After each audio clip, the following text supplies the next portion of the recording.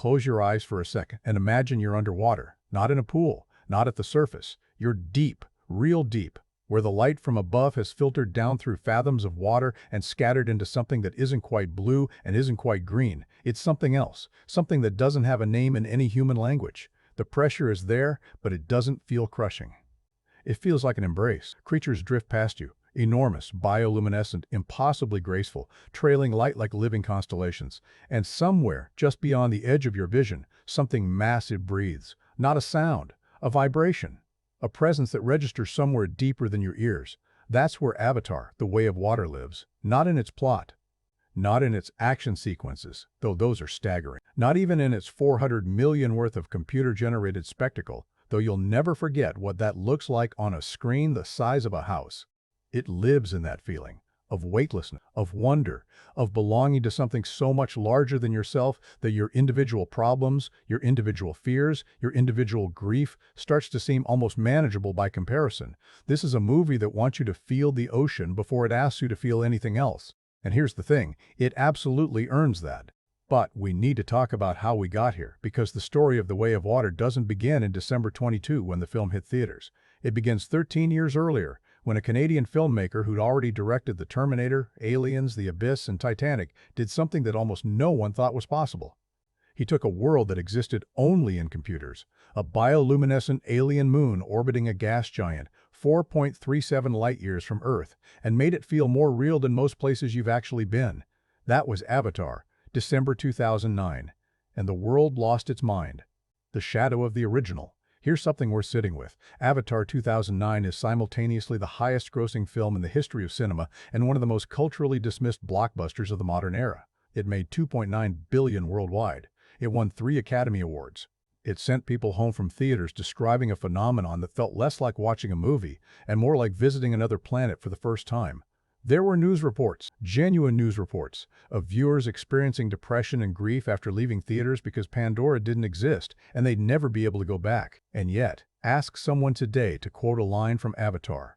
Ask them to name a character. Ask them to describe a scene. Most people stall out somewhere around unobtainium and "I see you," and a vague memory of blue people on flying dinosaurs. The discourse around Avatar has always had this strange quality, massive in scale, hollow in conversation. The film dominated everything for a year and then seemed to evaporate from cultural memory like morning fog.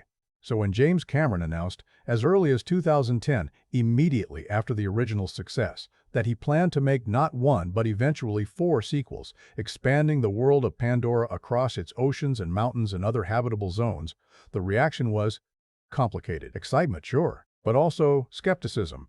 And over the next decade, as the years stretched out and the delays mounted, 2014, then 2016, then 2017, then 2020, and finally 22, that skepticism calcified into something more pointed. People started asking out loud whether anyone actually wanted to go back to Pandora, whether there was a story there worth telling, whether Cameron, who hadn't released a film since Avatar itself, still had it. He was going to have to prove something, and he knew it.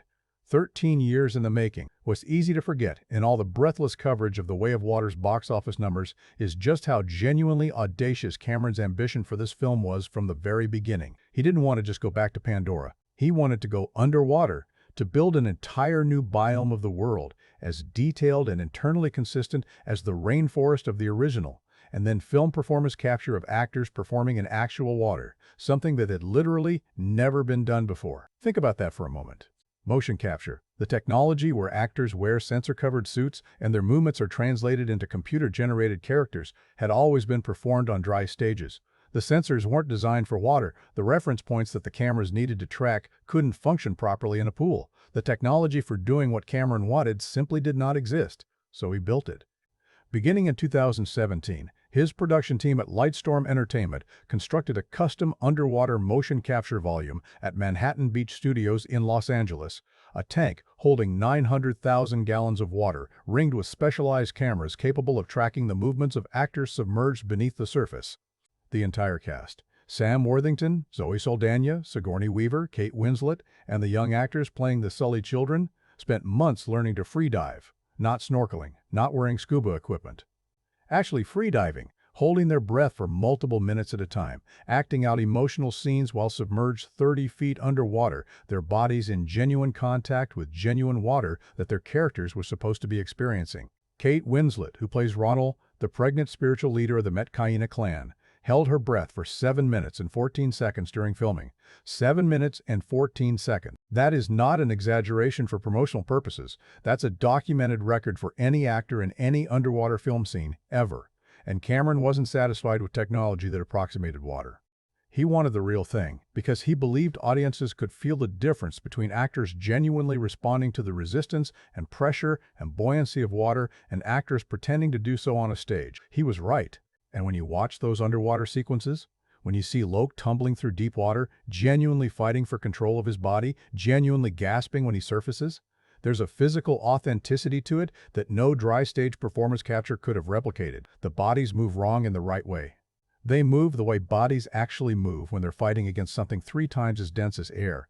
That obsession, with real experience, with genuine sensation, with building something that was true before it was beautiful, is at the heart of everything The Way of Water tries to do. And it's worth understanding that before the first image even appears on screen, back to Pandora, what's changed and what hasn't. The film opens on a world that we recognize and a world that we don't. Pandora is still Pandora.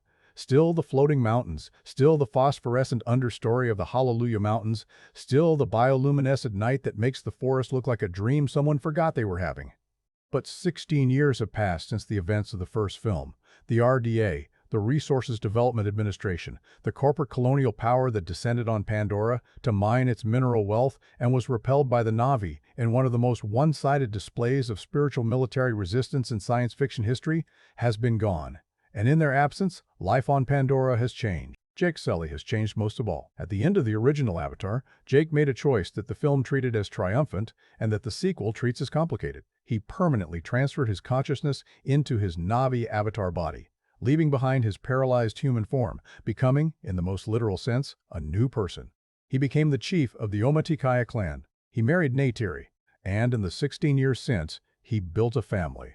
When we meet them, and Cameron introduces the Sully family with the kind of patient, unhurried warmth that you genuinely don't expect from a director whose previous work includes the relentlessly propulsive Terminator and the breathless aliens. They are a portrait of something almost idyllic. Neteyam, 16, the eldest son, the golden child who carries his father's instinct for leadership and his mother's ferocity. Loke, 14, the second son, who has 4 fingers on each hand instead of the Na'vi standard 3. A mark of his mixed heritage that the film treats with the same subtle weight that mixed-race children in our world often carry. Kiri, 8 years old and simply called Tuck, the youngest, who seems to have inherited her mother's fire and her father's stubborn optimism. Kiri, 14 like Loak, adopted, born from the inert avatar body of Dr. Grace Augustine, whose human consciousness died in the first film through a process that nobody can fully explain, including Kiri herself. And then Spider, Miles Socorro. 16, human, born on Pandora because his mother went into labor before the evacuation could complete, raised by scientists rather than parents, wearing a rebreather everywhere he goes because Pandora's atmosphere is unbreathable to human lungs, and inseparably attached to the Sully children in a way that makes him functionally part of the family even though Jake has never fully acknowledged it. These 5 children are the film's true subject, not the war, not the spectacle, not even the ocean. The film is about what it means to raise children in a world that is trying to kill you, and the impossible tension between the instinct to fight and the instinct to protect, and the terrible moment when you realize those 2 instincts cannot both be satisfied at the same time. A new world in every frame. Here's what James Cameron understood about sequels that most filmmakers don't. The audience doesn't come back to see the same world. They come back to see more world. The promise of a sequel to Avatar wasn't more battles on Pandora. It was the whisper of something even more extraordinary waiting just beyond the frame, a moon that we'd only glimpsed the surface of, containing biomes as different from each other as the Arctic is from the Amazon. So when the Sully family is forced to leave the Metkayina forest, when Jake makes the wrenching decision that his family's presence is putting the entire clan in danger, and that the only thing to do is disappear into a part of Pandora where no one knows their faces, the film's visual register shifts completely. The rainforest, in all its dense, layered vertical splendor, gives way to something horizontal and vast, the ocean. Their bodies are different from the Metkayina, broader in the chest, with wider, more paddle-like tails on the end of their queue. the neural tendril that Na'vi use to bond with other living things, with eyes adapted for seeing clearly underwater. They are, in their culture and their physiology, a people defined entirely by water. Their spirituality flows through the sea. Their relationships are conducted in its currents. Their understanding of time, the way of water has no beginning and no end, is borrowed from the way waves work, perpetual, cyclical, indifferent to the small lives that rise and fall upon them, but not uncaring. The tulkun are the Metkayina's spiritual siblings, not pets, not animals, siblings. These creatures, roughly analogous to Earth's whales, but larger, more complex, more neurologically sophisticated, are depicted in the film with an intelligence and emotional depth that makes every scene involving them feel genuinely profound. They have their own system of markings on their skin, individual to each tulkun, that the Metkayina read like biography. They have relationships with specific Metkayina individuals that last lifetime. They are, in a very real narrative sense, the emotional center of the film's second and third acts, and when the RDA begins hunting them, not for meat or oil, but for a compound found only in their brain fluid that can arrest human aging indefinitely, the horror of it is not abstract. You know these creatures by then. You've swum alongside them. You've watched Loke risk his life to save one of them. You feel the violence in a way that makes the tulkun hunt sequence one of the most genuinely disturbing things in any blockbuster film in the last decade. The question this film keeps asking, but underneath all of it, the new world, the spectacular creatures, the technical wizardry, the way of water is really asking one question over and over again, in every subplot and every character arc and every scene where someone has to make a terrible choice. How much are you willing to sacrifice to keep your family safe? It's the question Jake asks himself every time he restrains his warrior instincts to avoid giving away their location. It's the question Neteyam answers in the climax when she holds a knife to Spider's throat, willing to harm the boy she helped raise to save the children she actually gave birth to. It's the question Loke grapples with when his connection to Payakan, the outcast tulkun, the only creature in the world who understands what it's like to be expelled from your own people for something you can't control, puts the entire family at risk. It's the question Kiri lives inside every day, the girl without a father, born from a dead woman, carrying abilities she doesn't understand, trying to find a place where the question of her origin doesn't follow her like a shadow. And in the end, in the film's most devastating answer to that question, it turns out that the most a father can promise, that the family survives, that something continues, that the people who love each other find their way back to each other, costs more than anyone thought they were prepared to pay. James Cameron and the Art of the Patient sequel. There's a version of Avatar, The Way of Water, that might have been. A version where Cameron, feeling the pressure of 13 years of anticipation and $500 million in production costs, rushed toward the spectacle, where the film opened immediately on conflict and never slowed down, where the family dynamics were sketched quickly, efficiently, in service of the next action sequence. That film would probably have been fine. It would have made money. It might even have been entertaining in that reliable blockbuster way that requires nothing of you beyond keeping your eyes open. That's not the film Cameron made. Instead, he gave us 30 minutes of setup before the first significant threat appears. He let the Sully family just exist. Let us watch Neteyam braid Tuck's hair. Let us see Loke get in trouble for sneaking out to watch human soldiers. Let us observe the particular warmth of the family's internal culture, the way Jake calls them by their full names when he's proud and shorter versions when he's being tender. He gave us enough time with Neteyam that when his arc comes to a shattering conclusion, it doesn't feel like a plot device. It feels like a loss. That patience is either the film's greatest strength or the primary target of its critics, depending entirely on what you want from a movie. The people who left theaters frustrated by The Way of Water were frustrated by its pace, by what felt like a 2-hour travelogue disguised as narrative. The people who loved it, and there are hundreds of millions of them, judging by the box office, loved it because Cameron gave them something that most blockbusters never bother to offer: time. Time to inhabit the world. Time to care about the people in it. Time to feel, rather than just react. The Way of Water, the Metkayina say, has no beginning and no end. Maybe that's what Cameron was building all along. Not a sequel, not a franchise installment, but something more like a tide. Patient, inevitable, and willing to wait as long as it needs to. This is Avatar, The Way of Water. And it's a lot more than most people expected. There's a specific kind of dread that comes not from darkness but from sunlight. Not the dread of what's lurking in the unknown. The dread of watching something beautiful, something you've built carefully over years, and knowing, with a certainty that lives in your chest rather than your head, that it can't last. That the very fact of it being yours makes it a target. The Way of Water's first act operates entirely in that register, and Cameron is wise enough patient enough to let it breathe for a full 30 minutes before the machinery of threat arrives, because the threat only lands if you love what it's threatening. And he makes you love it first, the life they built. When we first properly settle into the world of the Sully family, they're not fighting anyone, they're living. It's a distinction that seems obvious, but that most action franchise sequels refuse to honor. We watch the children move through the Metkayina forest with a kind of effortless physical freedom that speaks to years of growing up in this specific environment, swinging through the canopy, navigating the bioluminescent undergrowth, riding their ikrans, the banshees, the winged creatures bonded to each Navi with the casual confidence of kids who've never known anything different. And yet the differences are there, visible if you look. Neteyam, 16 and the eldest, carries his father's square jaw and his mother's precision. He's the one who moves through the group like a quiet authority, the unofficial manager of everyone else's recklessness. He doesn't need to issue commands, he just is the eldest, and everyone in the family knows it, including him. There's an ease to Neteyam that makes him immediately, instinctively likable. He's the golden child, not because he's been handed anything, but because he genuinely works at being good. Lok is something else. He's louder, wilder, more impulsive, and he carries on his hands the most visible sign of what he is, 4 fingers on each hand, not the Navi standard of 3.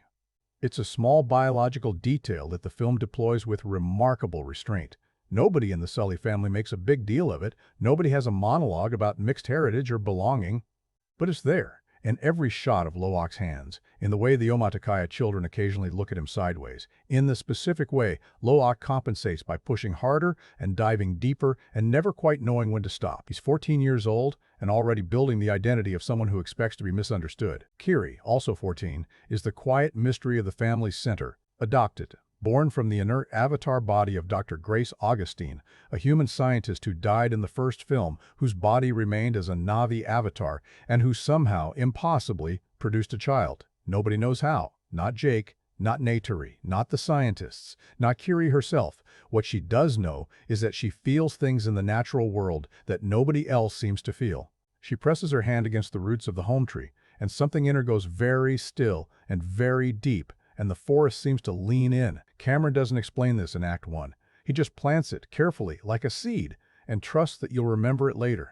Young Tuck, 8 years old, is the family's heartbeat, small enough to still be purely joyful, too young to carry the weight that gradually accumulates on her older siblings. She asks the questions the others have stopped asking out loud. She says the things the others have learned to keep inside.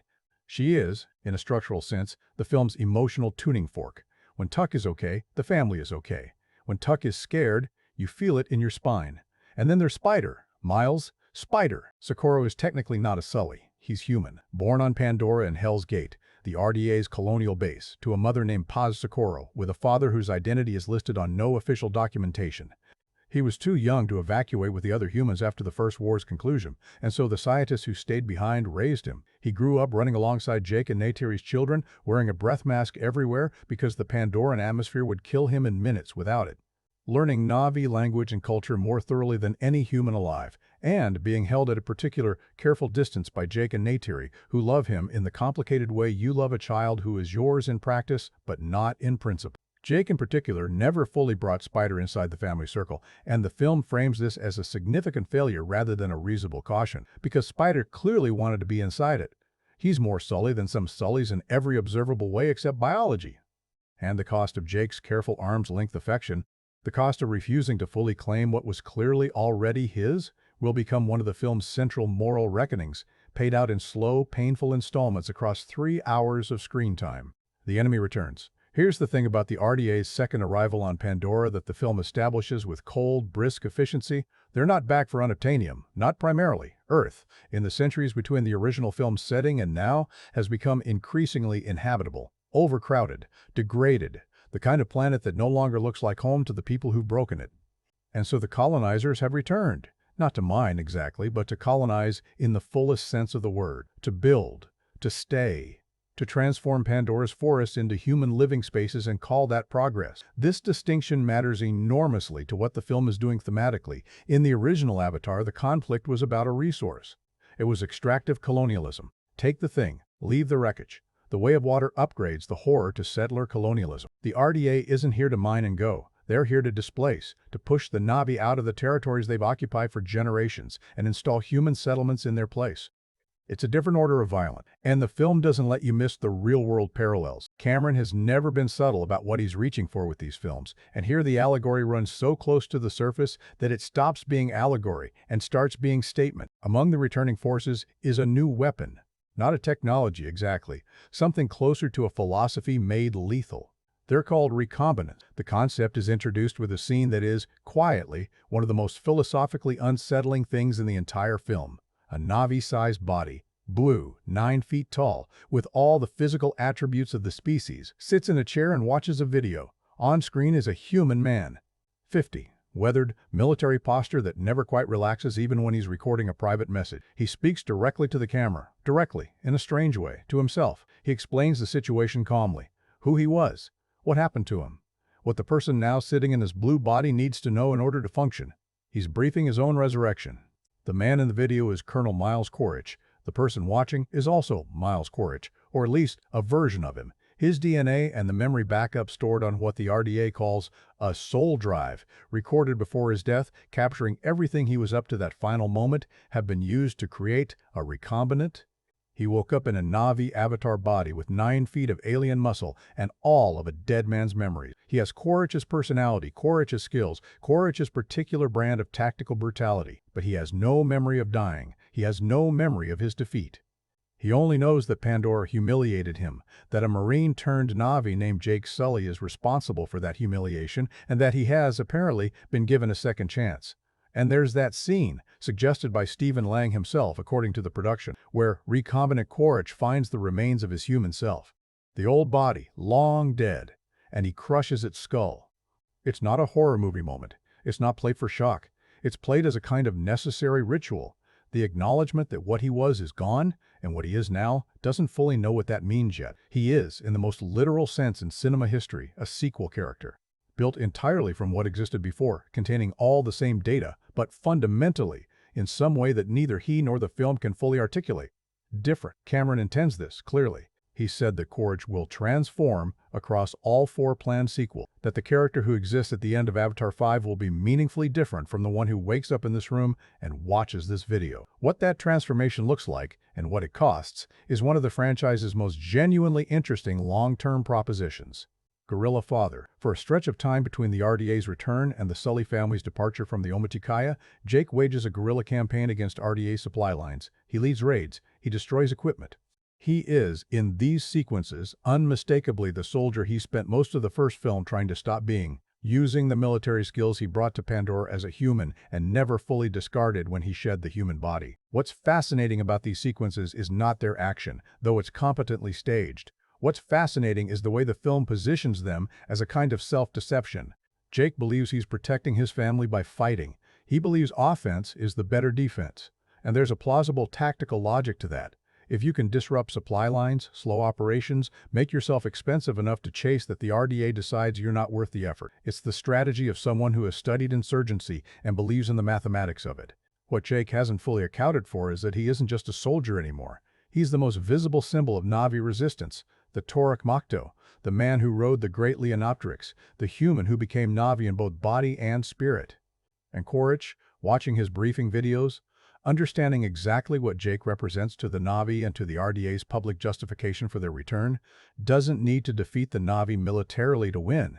He just needs Jake. Remove Jake, and you remove the symbol. Remove the symbol, and you fracture the resistance. Military logic, clean and cold and absolutely correct. So Quaritch sets his trap. Not for Jake directly. That would be too difficult, too predictable. He sets it for Jake's children, knowing that nothing in the universe would make Jake Sully expose himself faster than his kids being in danger. The capture scene and what it costs. The children's capture happens in the way that the worst things always seem to happen, not through catastrophic failure but through accumulated small decisions, each reasonable in isolation, that combine into something irreversible. Loke and Spider, bored and restless in the way of teenage boys everywhere, sneak out of the forest to watch the RDA's operations from a distance. It's the kind of thing Loke specifically does, pushes just past the boundary his parents have set, not out of malice but out of the particular combination of curiosity and need to prove something that runs through him like a current. Neteyam and Kiri follow to bring them back. Took follows because she's 8 and she doesn't want to be left out. They're captured by Quaritch's recombinant unit and the trap closes. What happens next is a sequence that works on multiple levels simultaneously. On the surface, it's a hostage crisis. Jake and Neytiri launching a rescue, moving through forest and darkness with the lethal precision that the first film established, and this one deploys more sparingly. But underneath the action, something more complicated is happening. Quaritch, holding these children, looks at Spider and recognizes him. Spider's father was Miles Quaritch, the human one. He was born on Pandora while his father was still alive, and his father knew about his birth before whatever RDA procedures created the soul drive backup that eventually became this version of Quaritch. So the recombinant has the memories. He knows he had a son. And now here's this 16-year-old human boy, all skinny limbs and rebreather and knobby tattoos, looking at him with the complicated fury of someone confronting a parent who disappeared. Not through choice exactly, but in a way that feels like abandonment regardless. Jake and Neytiri rescue their children. The sequence is tense and well executed and does what it needs to do. But Quaritch keeps Spider. He doesn't exploit him immediately. He doesn't interrogate him with cruelty. He just keeps him and begins the far more disturbing process of trying to understand him. The argument. Under the home tree. The decision to leave the Metkayina is not Jake's alone. It becomes a marriage, laid bare. Cameron mentioned in pre-production interviews that there's a marital dispute between Jake and Neytiri that he filmed primarily from 8-year-old Tuck's point of view, the child hiding beneath the sleeping structure, watching her parents argue through the gap in the wall. It's a filmmaking choice that says everything about what Cameron wants you to feel in this moment. Not the grand strategic clash of two leaders, the domestic wreckage of a disagreement in a family, seen as children always see their parents' fights from a position of helpless smallness. Jake believes they have to go. His presence draws fire. His family's association with him makes the entire Metkayina vulnerable. A strategic withdrawal. Find the Metkayina, the sea people, far enough from RDA operations that they'll have time and space to rebuild, is the only move that serves everyone, including the clan they've been leading. Neytiri doesn't believe it, or she believes it and cannot accept it, which is different. This is her forest, her people. Her mother is still alive in the Metkayina, the spiritual leader of the clan, the living link to everything Neytiri was raised to protect. To walk away from that is not, in Neytiri's understanding, a strategic calculation. It's a betrayal. And there's something deeper under her resistance that the film is careful to honor. The awareness that Jake has already traded one identity for another once, and that making the trade again, however necessary, is easier for him than it is for her, because she was never anything else to begin with. She's right. And he's also right. The film holds both truths simultaneously, without flinching. That's what makes the argument land. Not who wins it, but the recognition that they're both describing something real, and that one of those real things will have to give. They leave. What's really at stake?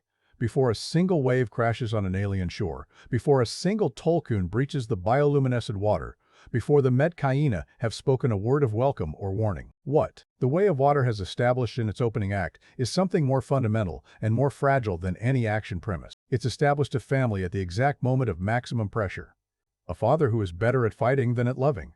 A mother being asked to surrender her home. A golden child who has no practice yet at failing. A second son whose whole identity is built on the assumption that he's disappointing someone. A mysterious girl who feels things nobody else can feel and has no language yet for what that means. A boy who isn't technically part of the family and keeps hoping that might change. And a villain, an extraordinary, genuinely novel villain who isn't chasing revenge out of pure malice but out of the particular wound of a man who died before he could understand what he'd become. The forest sequences, for all their beauty, are really just the inventory. The accounting of everything that's about to be put at risk. The ocean doesn't just change the setting when the Sullys arrive at the Metkayina's shores. It changes the pressure, puts everything the first act built underwater, literally and figuratively, and asks whether it can survive. Some of it will, some of it won't. And Cameron knows exactly which is which from the very first frame. There's a specific cruelty in being forced to start over as a child when you've already paid the cost of growing up. The Sully kids arrive at Eywa, the Metkayina's reef village, built on coral platforms above an ocean that stretches in every direction to the horizon. Not as refugees exactly, but not as honored guests either. They arrive as something more uncomfortable, proof of trouble. Everyone in Eywa understands, on some instinctive level, that the legendary Toruk Makto and his family did not leave their home forest to go on vacation. Where Jake Sully goes, the RDA follows. That's not rumor, that's history. And Tonawari, the Metkayina's chief, broad, composed, carrying the particular stillness of a leader who has spent his entire life reading the ocean for signals, knows it the moment Jake lands on his shores and asks for sanctuary. He gives it anyway, because the Na'vi do not turn away their own. But giving sanctuary and offering warmth are two different things, and the film is careful to keep them separate. Two clans, one shore. The Sully family's arrival at the Metkayina is one of the film's most visually gorgeous sequences and, quietly, one of its most socially precise. Cameron stages the encounter between the forest Na'vi and the reef Na'vi with an anthropologist's eye for the subtle grammar of belonging. The Metkayina look at the Sullys the way any insular community looks at outsiders, not with hostility exactly, but with the particular, evaluating watchfulness of people who have built something specific and don't want it disrupted. There are physical differences that the film neither exaggerates nor ignores. The Metkayina are adapted for aquatic life in ways the Omaticaya are not. Their builds are broader, more streamlined. Their tails, the neural queue, the biological Wi-Fi that connects Na'vi to other living things, end in wider, more paddle-like shapes suited for steering through water rather than grasping at branches. Their eyes are slightly different. They hold their breath as a baseline biological function, the way forest Na'vi breathe tree-filtered air. They exist in an environment that would be lethal to the Omaticaya in a matter of minutes, and they know it. The reef, to them, is not a landscape. It's an extension of their bodies. And here are these forest people, even Jake and Neteyam in their prime, clearly athletic and capable, who cannot swim, not properly, not the way the Metkayina swim. They flounder, they gasp, they surface too early and stay too shallow. In the deep water, which is where Metkayina culture actually lives, the Sullys are incompetent. Not stupid, not bad, just completely, visibly out of their element. Cameron lets this land without softening. The children's early attempts at freediving with Cyrea, Tonawari and Ronald's daughter, 15 years old and built for the water the way a seal is built for it, moving through the deep with a grace that makes the Sullys look like they're fighting the ocean rather than joining it, are not triumphant. They're awkward, they're effortful. Neteyam, the golden eldest, who has never in his life been in a situation he couldn't master through discipline and application, finds that discipline and application mean nothing underwater when your body simply doesn't know how to distribute its oxygen efficiently. Loke, who has spent his whole life compensating for perceived inadequacy with sheer stubbornness, comes closer. His obstinacy is, for once, genuinely useful, but still surfaces gasping while Cyrea watches from 30 feet below, patient and faintly puzzled by the struggle. The Metkayina phrase that Cyrea teaches them becomes the film's recurring spiritual touchstone. The way of water has no beginning and no end. She says it quietly, as instruction. You don't fight the water. You don't impose your rhythm on it. You let go of your held breath, your held tension, your held fear, and you trust that the ocean will carry you if you stop demanding that it cooperate with your body's timeline. It sounds like philosophy. In practice, it's physiology. The actual technique of conserving oxygen by releasing the panic that burns it fastest. But the metaphor is real. Every member of the Sully family needs to learn it, not just underwater. The chief's son, and the second son Anung, is 15, the eldest child of Tonawari and Ronald, the young heir to the Metkayina's future leadership, and he is, in Act II's early passages, not a villain, but something filmmakers rarely have the courage to portray accurately, a teenager in the full, unedited complexity of that condition. He's capable of cruelty, not from malice, but from the particular social anxiety of someone whose status has never been challenged before. The Sully children represent, to Ionung, a problem with no framework. They're Na'vi, so he can't dismiss them. They're better than him at some things. Neteyam's combat instincts, Kiri's strange, quiet confidence, the way all of them seem bonded to each other with a depth of trust that Ionung's world of hierarchies and proving yourself can't quite replicate. And they're worse than him at other things, specifically the ocean, specifically everything that matters here. So Ionung does what status-anxious teenagers do. He attacks the difference. He mocks Loke's 4 fingers. He mocks Kiri for what he calls being born of a demon. He and his friend Rotso lure Loke out past the reef under the pretense of a hunting trip and then abandon him, strand him in deep, open water, in the territory of predators, because it's the kind of test that only works if you already know you can pass it. Loke nearly dies. He doesn't, but not because of anything Ionung planned, because something finds him in the dark, something enormous. What comes out of the dark? Picture it from Loke's perspective first, because Cameron stages it that way. You're 14 years old. You're already the kid who disappoints everyone. You're treading water alone in the open ocean of an alien world, 60 feet from the nearest coral shelf, and below you the water goes down to black. The bioluminescence that makes Pandora's ocean so heartbreakingly beautiful in the shallows is gone here, replaced by the particular, absolute dark of deep water, and within it something large is moving. Coming up, Payakan surfaces. He's enormous. The tulkun are mountain-sized creatures, But what stops Lok from panic isn't the size, it's the quality of the attention. Payakan doesn't approach like a predator. He approaches with the specific, probing curiosity of a creature that is asking a question rather than making a decision. He brings one enormous eye, clouded with a scar, the legacy of a fight he lost before this film started, level with Lok's terrified face, and holds it there. Two outsiders, separated by every physical and biological scale, recognizing something. The film has been building to this moment since the first scene where Lok's four-fingered hands appeared on screen. It has shown you, patiently, the accumulated weight of being the son who never quite fits, who punches a little too hard, goes a little too far, needs a little too much, and has no language for why any of that is true.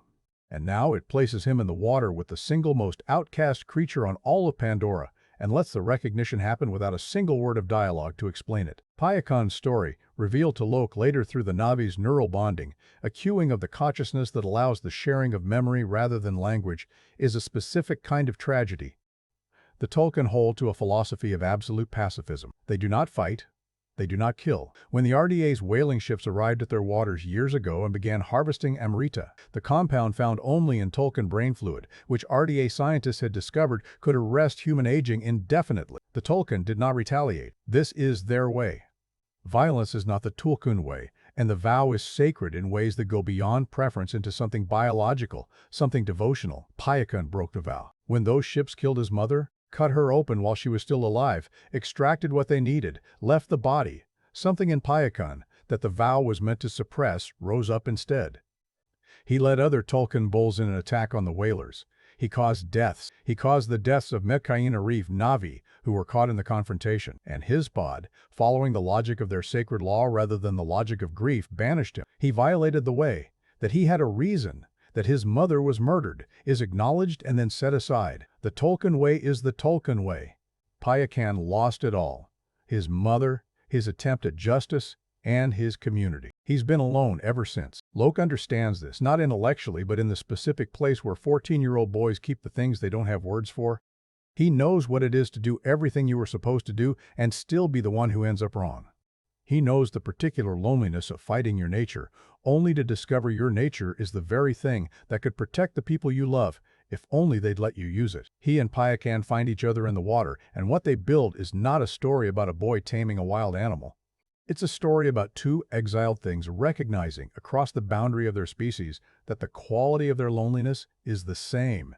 What Lok does with a second chance, the scene that earns Lok the Metkayina's respect, that turns Eywa from bully to something closer to brother, is one of the film's most quietly sophisticated pieces of writing, and it's easy to miss how much it reveals if you're not paying attention.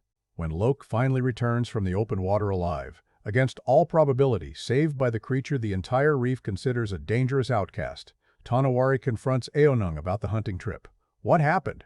Why Lok was left beyond the reef? Eywa, in this moment, is cornered. His father is the chief. The transgression was serious. Abandoning a guest child in predator territory is not a prank. It's a violation of the Metkayina's own laws of hospitality. The consequences for Eywa would be real and public. Lok takes the blame. Not because he owes Eywa anything. Not because he's afraid of him.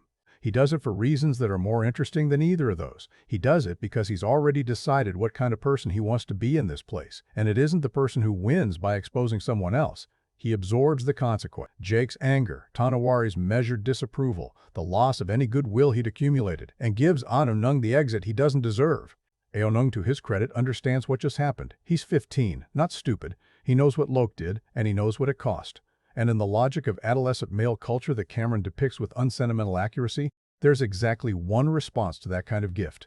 You honor it, not with thanks, with loyalty. The teasing stops. The mockery stops.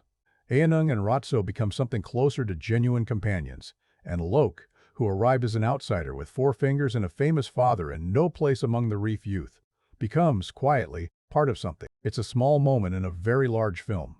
But it's the film doing what it does best, showing rather than declaring, building character through specific choice rather than general statement. Kiri in the deep. While Lok is finding his strange kinship with Payakan, Kiri is finding something else entirely, and it's something nobody in the film is equipped to help her with.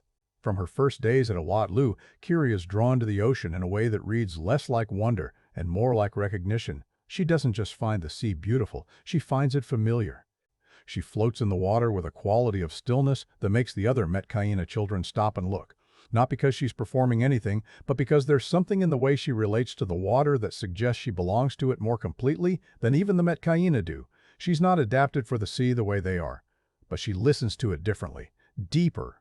When she finds the Metkayina's underwater spirit tree, the neural network of ocean plants that allows the reef people to commune with the planetary consciousness of Eywa, the same force that threads through every living thing on Pandora, that makes the forest glow, that the Na'vi have always understood as a god, she links with it, which is a thing that should, by biological right, require a Metkayina body to do safely, not a hybrid heritage forest Na'vi whose origins are already biologically anomalous. The connection overwhelms her. Her body convulses. She goes limp, 40 feet underwater, drifting down into a darkness that is beautiful and absolute. It takes Neteyam, throwing himself into the water with the pure, uncomplicated instinct of an older sibling, to drag her back up. The diagnosis, when Norm and Max arrive, is frontal lobe epilepsy, clinical, explainable, and somehow beside the point, because what Kiri experienced in those seconds before the seizure was not a medical event. It was a meeting. She saw Grace Augustine, her mother, who is dead, who exists now only as consciousness, woven into the biological neural network of Pandora itself. And Grace tried to communicate something. The connection collapsed before it could complete. And Kiri is left with the knowledge that what she carries is not just a mysterious origin story, but an active and ongoing relationship with forces that the film hasn't fully named yet. The seizure is a warning. The warning is that she's capable of something extraordinary that she cannot yet control without destroying herself in the trying. Cameron holds this thread deliberately unresolved. He doesn't give Kiri answers in the way of water. He gives her capacity, danger, and the slow-building awareness that the ocean recognizes her back. What that means, who Kiri's father is, what role she's meant to play in Eywa's design for Pandora, is the franchise's deepest mystery, and the film is disciplined enough not to spend it cheaply. The hunt that changes everything. For all its breathtaking second-act beauty, the morning training dives, the children learning to read currents, the family slowly acquiring the physical grammar of the sea. Act 2 earns its emotional weight through a sequence that is genuinely disturbing in a way that most blockbusters actively avoid. The tulkun hunt. RDA cetacean operations, commanded by a mercenary sea captain named Scoresby, who brings to his work the cheerful pragmatism of someone who's never been asked to feel anything about the creatures he harvests, deploys massive marine platforms to track and kill tulkun. The purpose is Amrita. A single tulkun brain yields enough of the compound to extend one human life by decades. The demand, on a dying and crowded Earth, is essentially infinite. The math is simple, if you're able to look away from what the math requires. Cameron doesn't let you look away. He shows the hunt with a documentary plainness that is more effective than any heightened horror could be. He shows the tracking, the harpoon, the creature being pulled alongside the platform, still alive, screaming in a register that the film renders as subsonic vibration, the kind of sound you feel before you hear, in your chest, in your jaw. He shows the extraction of the Amrita, clinical, efficient, and absolutely brutal. And he shows, with a particular deliberateness, the aftermath, a calf, circling the place where its mother was. Unable to understand what the platform is, or why it took what it took, this is the moment the film stops being a family adventure story about adjusting to a new home and becomes something that carries genuine environmental rage. The tulkun hunt is not a background event. It's the thesis statement of everything the film's eco-colonialist critique has been building towards since the RDA's ships first darkened Pandora's sky. These aren't resources being extracted. These are persons. The film has spent 2 hours making you understand that, introducing Payakan not as an animal, but as an individual with history and grief and moral complexity. And now it shows you what the people who want Amrita see when they look at him. They see product. Payakan has his own relationship to all of it. He was there when his mother was killed by the same operation, years ago. He carries the missing flipper as physical proof. And when Loke minds link with him and learns this, really learns it, through the shared memory intimacy of the Q connection, feeling the grief from the inside rather than hearing it described, it completes something in Loke's understanding of why this creature chose him, why Payakan found him in the dark and stayed. They're not just both outcasts. They're both children of something that was taken, and the machines responsible for taking it are now here, in the Metkayina's waters and moving closer. The third act of The Way of Water doesn't begin with an explosion, it begins with smoke. Distant, rising columns of it visible from the reef village, dark against Pandora's perpetually extraordinary sky, carrying the specific signal of deliberate burning. Quaritch has found them, not through supernatural means, not through a dramatic chase, but through the unglamorous, effective method of following breadcrumbs. Dr. Turkey. Norm Spellman and Max Patel, flying to the Metkayina's archipelago to help with Kiri's diagnosis, inadvertently leave a trail that Quaritch's surveillance capabilities can follow. 2. Human-piloted aircraft heading east, simple intelligence gathering. And now he's here, moving through neighboring reef villages with the specific, methodical patience of a soldier who understands leverage. He doesn't announce himself. He burns, village by village, interrogating the locals about Jake's location, and when they don't answer, and they don't, because the Navi's fidelity to each other is one of the things the RDA has consistently underestimated, he orders the structures lit, fire on coral, fire on handmade homes, fire designed not to destroy but to compel. Cameron doesn't flinch from the colonial ugliness of this. The burning is not a battle, it's a punishment, administered to communities that have nothing to do with Jake's choices except the misfortune of geographic proximity. That's the actual logic of counterinsurgency, stripped of its military euphemisms. You can't catch the resistance fighter, so you make the cost of harboring them unbearable. The Metkayina understand this calculation. So does Jake, watching the smoke signals from a distance, understanding that every minute he stays is a minute the fire moves closer to Eywa. The trap snaps shut. What triggers the final confrontation is not Jake's choice, it's his children's. When Locke mind-links with Payakan and discovers that the RDA's whaling vessel has tagged him for capture, that Payakan, already carrying the RDA's mark from his previous encounters, has been identified and is being actively hunted in the nearby waters, he doesn't tell Jake, he doesn't tell Neytiri, he tells his siblings and they go. Because Locke's entire character arc has been about the space between the impulse that's right and the pathway to it that everyone around him considers wrong, and he still doesn't fully trust that the adults in his life will choose Payakan over safety if forced to pick. He's probably right. That's the most honest, uncomfortable thing the film acknowledges about this moment. Locke's decision to act without permission isn't reckless stupidity, it's a calculated bet based on an accurate reading of his father's priorities, and the bet goes badly. The children, Locke, Neteyam, Kiri, Tuk, and Cyrea, along for what she believed was a warning run, are caught by Quaritch's forces alongside the tagged Payakan. Cuffed to the railing of the Sea Dragon, the RDA's marine platform, they're exactly what Quaritch engineered them to become, leverage. Jake's response is, at its core, a father's response. Every tactical instinct he owns says to be measured, to plan, to bring resources and numbers. And he does none of that. He brings Neytiri, he brings Metkayina warriors, he brings the full, furious momentum of a parent who has been told his children are on a ship. The battle that follows is genuinely spectacular. The Metkayina on their seamounts, engaging the RDA's marine forces, Payakan smashing into the hull of the Sea Dragon with the force of something that has waited years to give this particular answer to these particular people. But Cameron keeps cutting back to the interior, to the narrower, darker, more intimate war being fought on the flooding decks of a ship that is now sinking under the combined assault. Spider uncages the ship. Inside the Sea Dragon, something quietly decisive happens.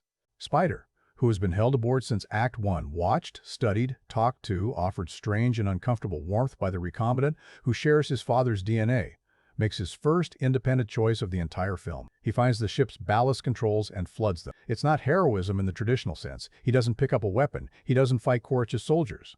He just walks to a panel and makes the ship start dying. And the meaning of that act is entirely in what it represents. Spider, who has spent this film navigating the impossible territory between the family he was raised in and the biological connection he was never offered, and then suddenly, strangely, was... Spider chooses a side. Not Quaritch's side. Not technically Jake's side either, since Jake has never fully given him one to stand on. He chooses Pandora's side. He chooses the reef. He chooses the children he grew up with, who are currently chained to the railing of this ship. The ship begins to go down. What the ocean breaks loose. Two things are unleashed in the chaos of the sinking Sea Dragon that the film has been carefully withholding until this moment. The first is Kiri. For 2 hours, the film has been showing you the edges of what Kiri can do. The way the ocean listens to her, the way bioluminescent creatures drift into her hands like they're being called, the way Eywa's network seems to run closer to her surface than it does for anyone else. It has also shown you why she can't access it fully. The seizure, the danger, the warning from Norm, that if she links with the spirit tree underwater again, she could die. In the flooding lower decks of the Sea Dragon, surrounded by human soldiers, with her family trapped and a ship collapsing around her, Kiri makes the other choice. She reaches out, not to the spirit tree, to the ocean itself, the bioluminescent ecosystem she's been communing with every day since they arrived at Eywa. and the ocean reaches back. Sea creatures converge on the soldiers with coordinated purpose. Bioluminescence floods the flooding corridors in cascading waves, disorienting and overwhelming the RDA forces in a way that no weapon could. Kiri doesn't fight the soldiers. She renders the battlefield incomprehensible to them. It's the first full expression of what she's carrying, and Cameron deploys it not as a power fantasy, but as a desperate last resort act from a girl who has been trying all film not to push that boundary, knowing what it costs. Whether it triggers another seizure, whether there are long-term consequences, the film deliberately doesn't tell us. Right now, in this moment it works. The family survives it. And what Kiri becomes from this point forward in the franchise is a different order of question than it was before. The second thing the sea gives back is Payakan. He's already hit the ship once, torn into the hull with the force of every year of banishment, every memory of his mother, every time a human vessel crossed his path and he had to decide between the tulkun way and his own grief. Now he comes again. Not in rage exactly, in loyalty. Lok is on that ship. The boy who found him in the dark, who linked with his memory and felt his grief from the inside, who took the blame for someone else's cruelty because it was the right thing to do. That boy is on a sinking ship, and Payakan knows it. He tears through the hull a second time and then positions himself, enormous, patient, steady, beneath the surface where the sinking vessel survivors will need to be carried back to air. He came back for Lok the same way Lok went into the deep for him. The parallel closes. The knife that revealed everything. In the upper decks, still above water, the standoff between Jake and Quaritch and the knives they're both holding is almost a footnote to what Neteyam does. Quaritch has Kiri. Jake has nothing except the specific, useless agony of watching his daughter held by the throat. Quaritch wants Jake to surrender, wants to end this the way military logic says it should end. With the symbol captured, the resistance symbolic function removed, and in the beat where that seems inevitable, Neteyam appears behind Spider with a blade at his neck. Not threatening. Doing. She cuts Spider's chest, not deep, a warning cut, but real, and makes the terms clear. Kiri, for Spider. Your son for mine. The exchange is proposed with the total lack of hesitation of someone who has already decided what her children are worth and has been watching this particular transaction be refused for 16 years. Jake never claimed Spider. That was his failure. Now that failure has a price, denominated in blood, and Neteyam is the one collecting. Quaritch blinks. He doesn't release Kiri because he's a good person or because he's experienced a moral transformation. He releases her because, in the moment of actual threat to Spider's life, something in the memories of the man who knew he had a son, something that predates the soul drive, predates the recombinant procedure, predates everything that turned Miles Quaritch into what he is now, responds. He lets Kiri go. Spider is released in return. And in the space that creates, Jake and Quaritch find each other in the flooding dark, going under. The fight between Jake and Quaritch in the sinking ship is not the film's most technically impressive sequence, it's its most honest one. These are two men who have been defined in opposition to each other across two films. One who traded his human identity for something he believed was truer. One who has just been handed back his dead identity in the form of a soul drive backup and asked to make do. Their confrontation is brutal and personal and short. Jake strangles Quaritch unconscious. He doesn't kill him. Maybe because he's exhausted. Maybe because the point isn't Quaritch's death. It never was. The point is always the next breath for his family. The ship goes fully under, and the thing that reaches Jake in the black water, as his oxygen runs out, as the surface he can see is too far up, as everything goes heavy and his kicks start to slow, is Loak, his second son, the disappointing one, the one with 4 fingers and a tulkun friend and a record of getting everyone into trouble. Lok and Payakan together, rising from below, carrying Jake to air. The rescue is the film's structural answer to the question it's been running all along. Jake spent the entire movie worrying about whether Lok was enough. Whether his impulsiveness, his stubbornness, his inability to fit the Ometikai's expectations made him a liability. Lok spent the entire movie trying to be enough for a father who kept watching him with cautious love rather than certain faith. And now Lok's specific quality, the recklessness that put him in the water in the first place, the friendship with Payakan that came from refusing to abandon an outcast, the comfort in deep water that he found precisely because he had nowhere else to go, save his father's life, the misfit son and the outcast creature, together becoming the only combination that could reach Jake in time. Neteyam, and then there is Neteyam. He freed the others first. That needs to be said cleanly, without softening. When the chaos of the Sea Dragon attack gave him the opening, Lok, Cyrea, Took, Spider all cuffed to the railing.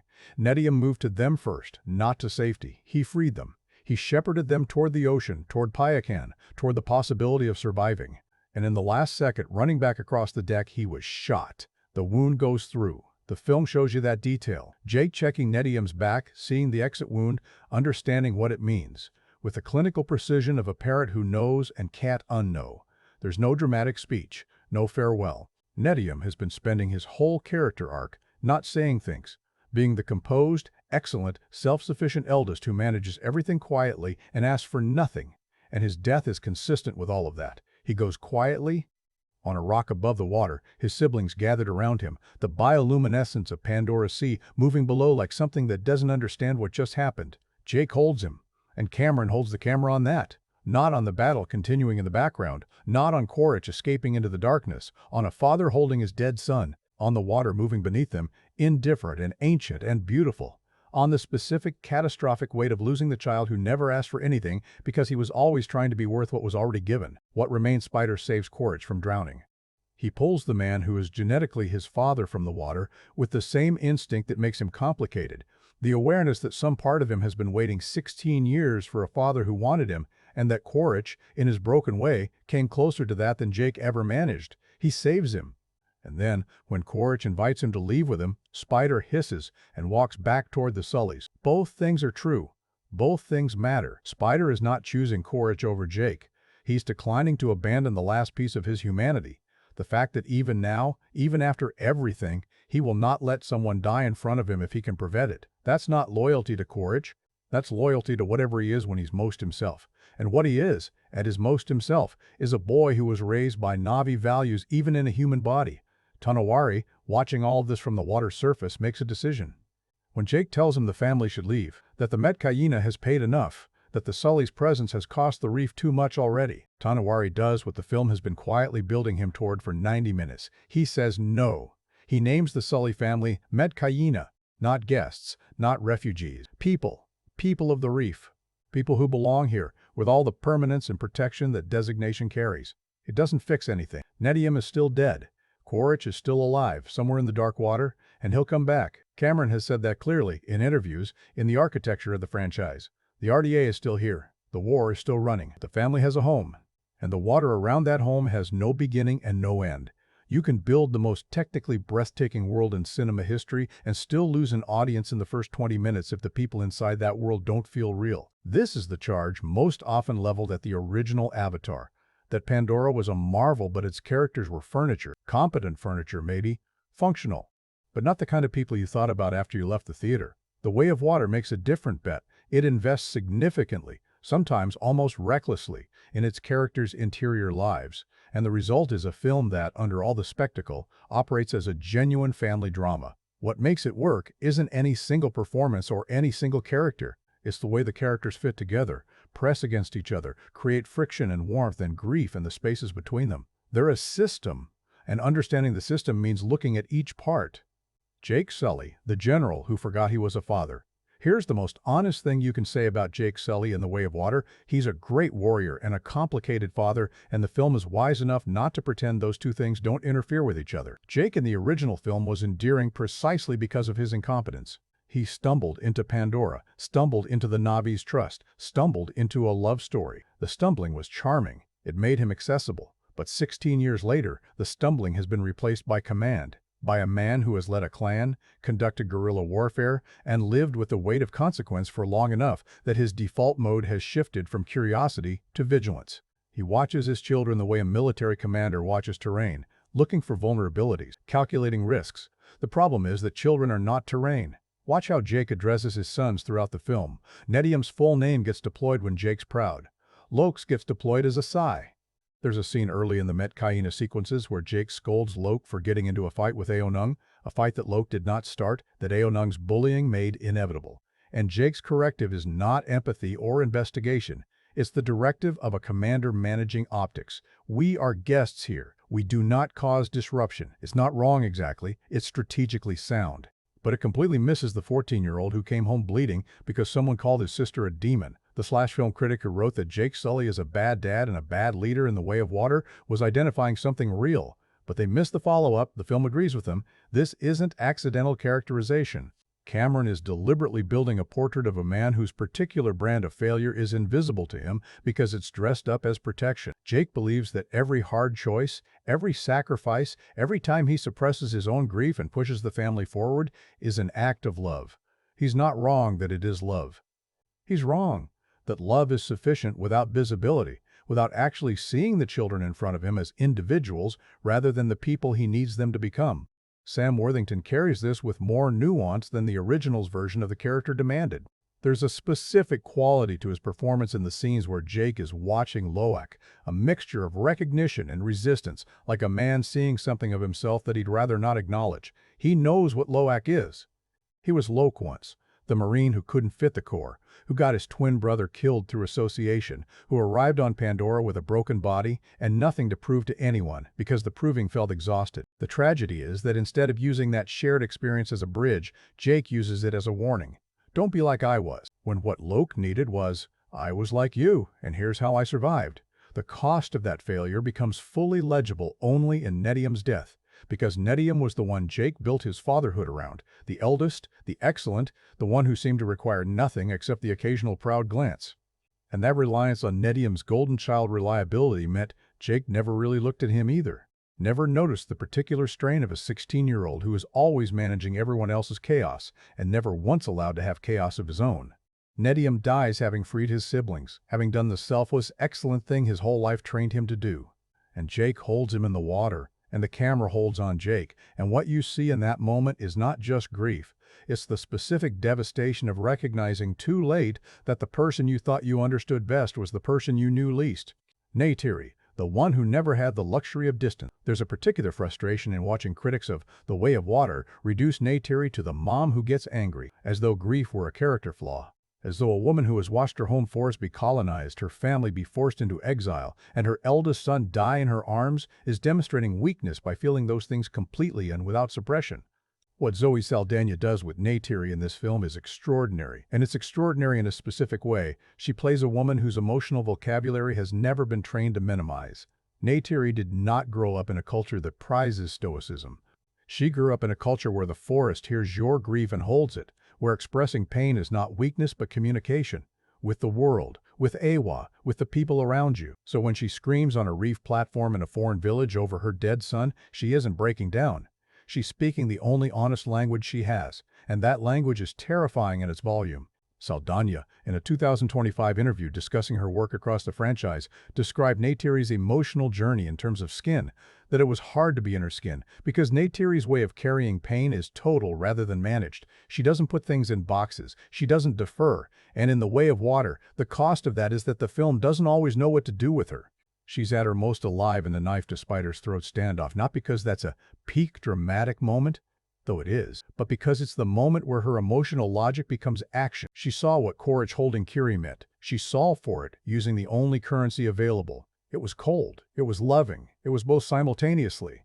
What the film handles less gracefully is the suggestion, implicit in several scenes, that Neytiri's resistance to leaving the Metkayina was wrong, that Jake's strategic thinking won out over her emotional attachment to the forest. This framing slightly shortchanges what Neytiri understood that Jake didn't. She wasn't just attached to the forest.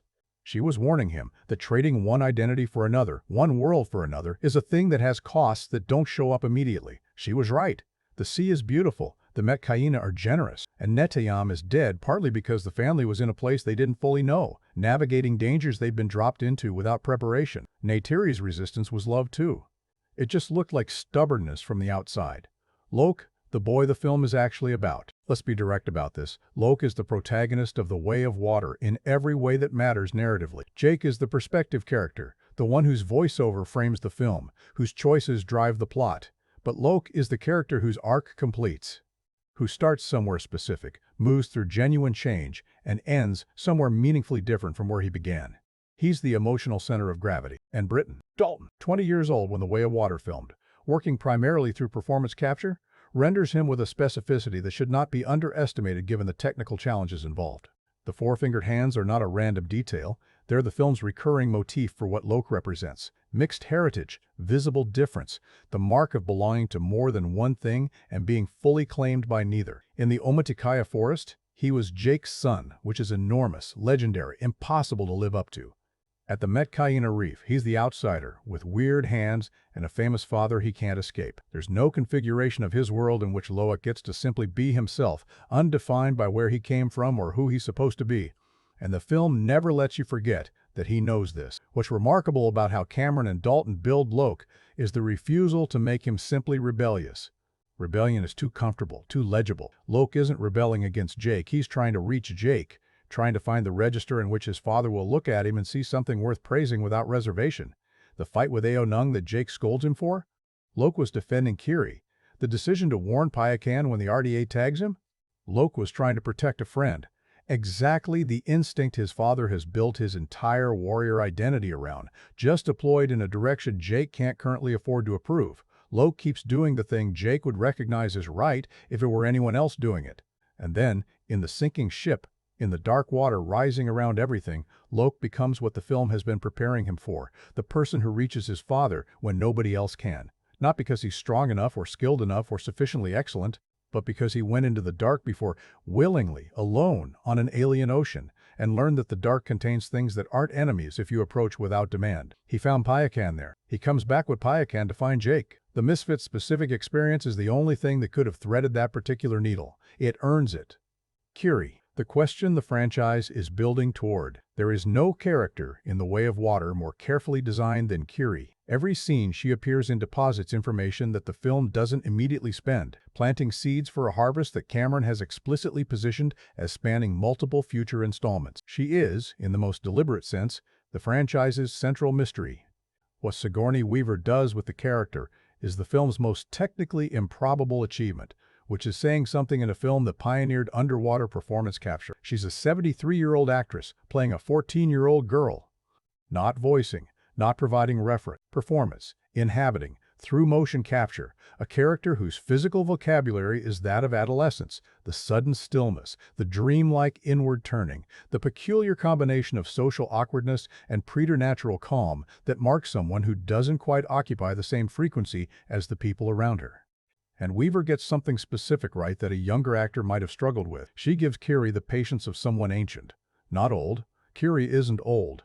But patient in a way that transcends age, that suggests she's been waiting for something her whole life without quite knowing what, and has made a kind of peace with the waiting. It's an unusual quality to bring to a teenage character, and it makes Kiri absolutely distinctive on screen. She doesn't fidget, she doesn't compete, she goes very still and listens to things nobody else hears. Her relationship with the ocean ecosystem at Eywa builds this beautifully. Watch how she moves through the water in the training sequences, not with the effort of someone learning a new skill, but with the ease of someone returning to something familiar. The ocean doesn't resist her the way it resists the other Sullys. It receives her. And she receives it, pressing her hands against coral formations with the same quality of attention she brings to everything, feeling the neural network of Eywa running just below the surface of things, just barely out of reach. The seizure, that terrifying sequence where she links to the Metkayina's spirit tree and the connection overwhelms her biological limits, tells you everything about the cost of what she carries. Kiri isn't powerful in the way that word usually means. She's permeable. Too much of the world gets through. The gift and the danger are the same thing, inseparable, and she navigates that with a quiet bravery that the film never announces because Kiri would never announce it. She just keeps reaching, knowing the risk because the alternative is to stop trying to understand where she comes from. Her vision of Grace Augustine in the spirit tree is, for the few seconds before the seizure cuts it off, genuinely moving.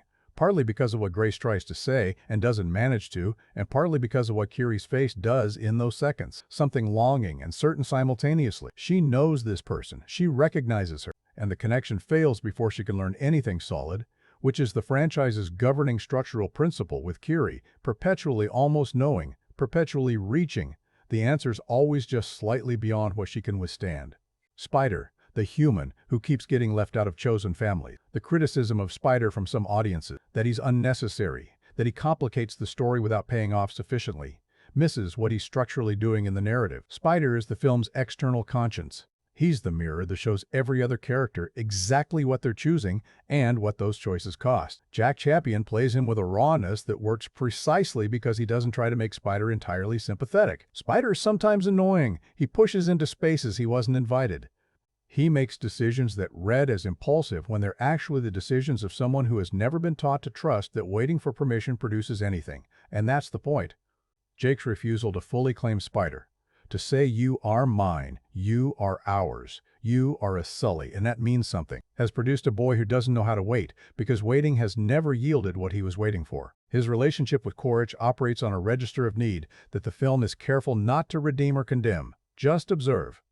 Quaritch offers Spider something that Jake never did: direct attention. The recombinant doesn't know how to be subtle about his interest. He watches Spider with the curiosity of someone reading a document he half recognizes, finding details that match memories he can't quite place. He asks questions. He listens to the answers.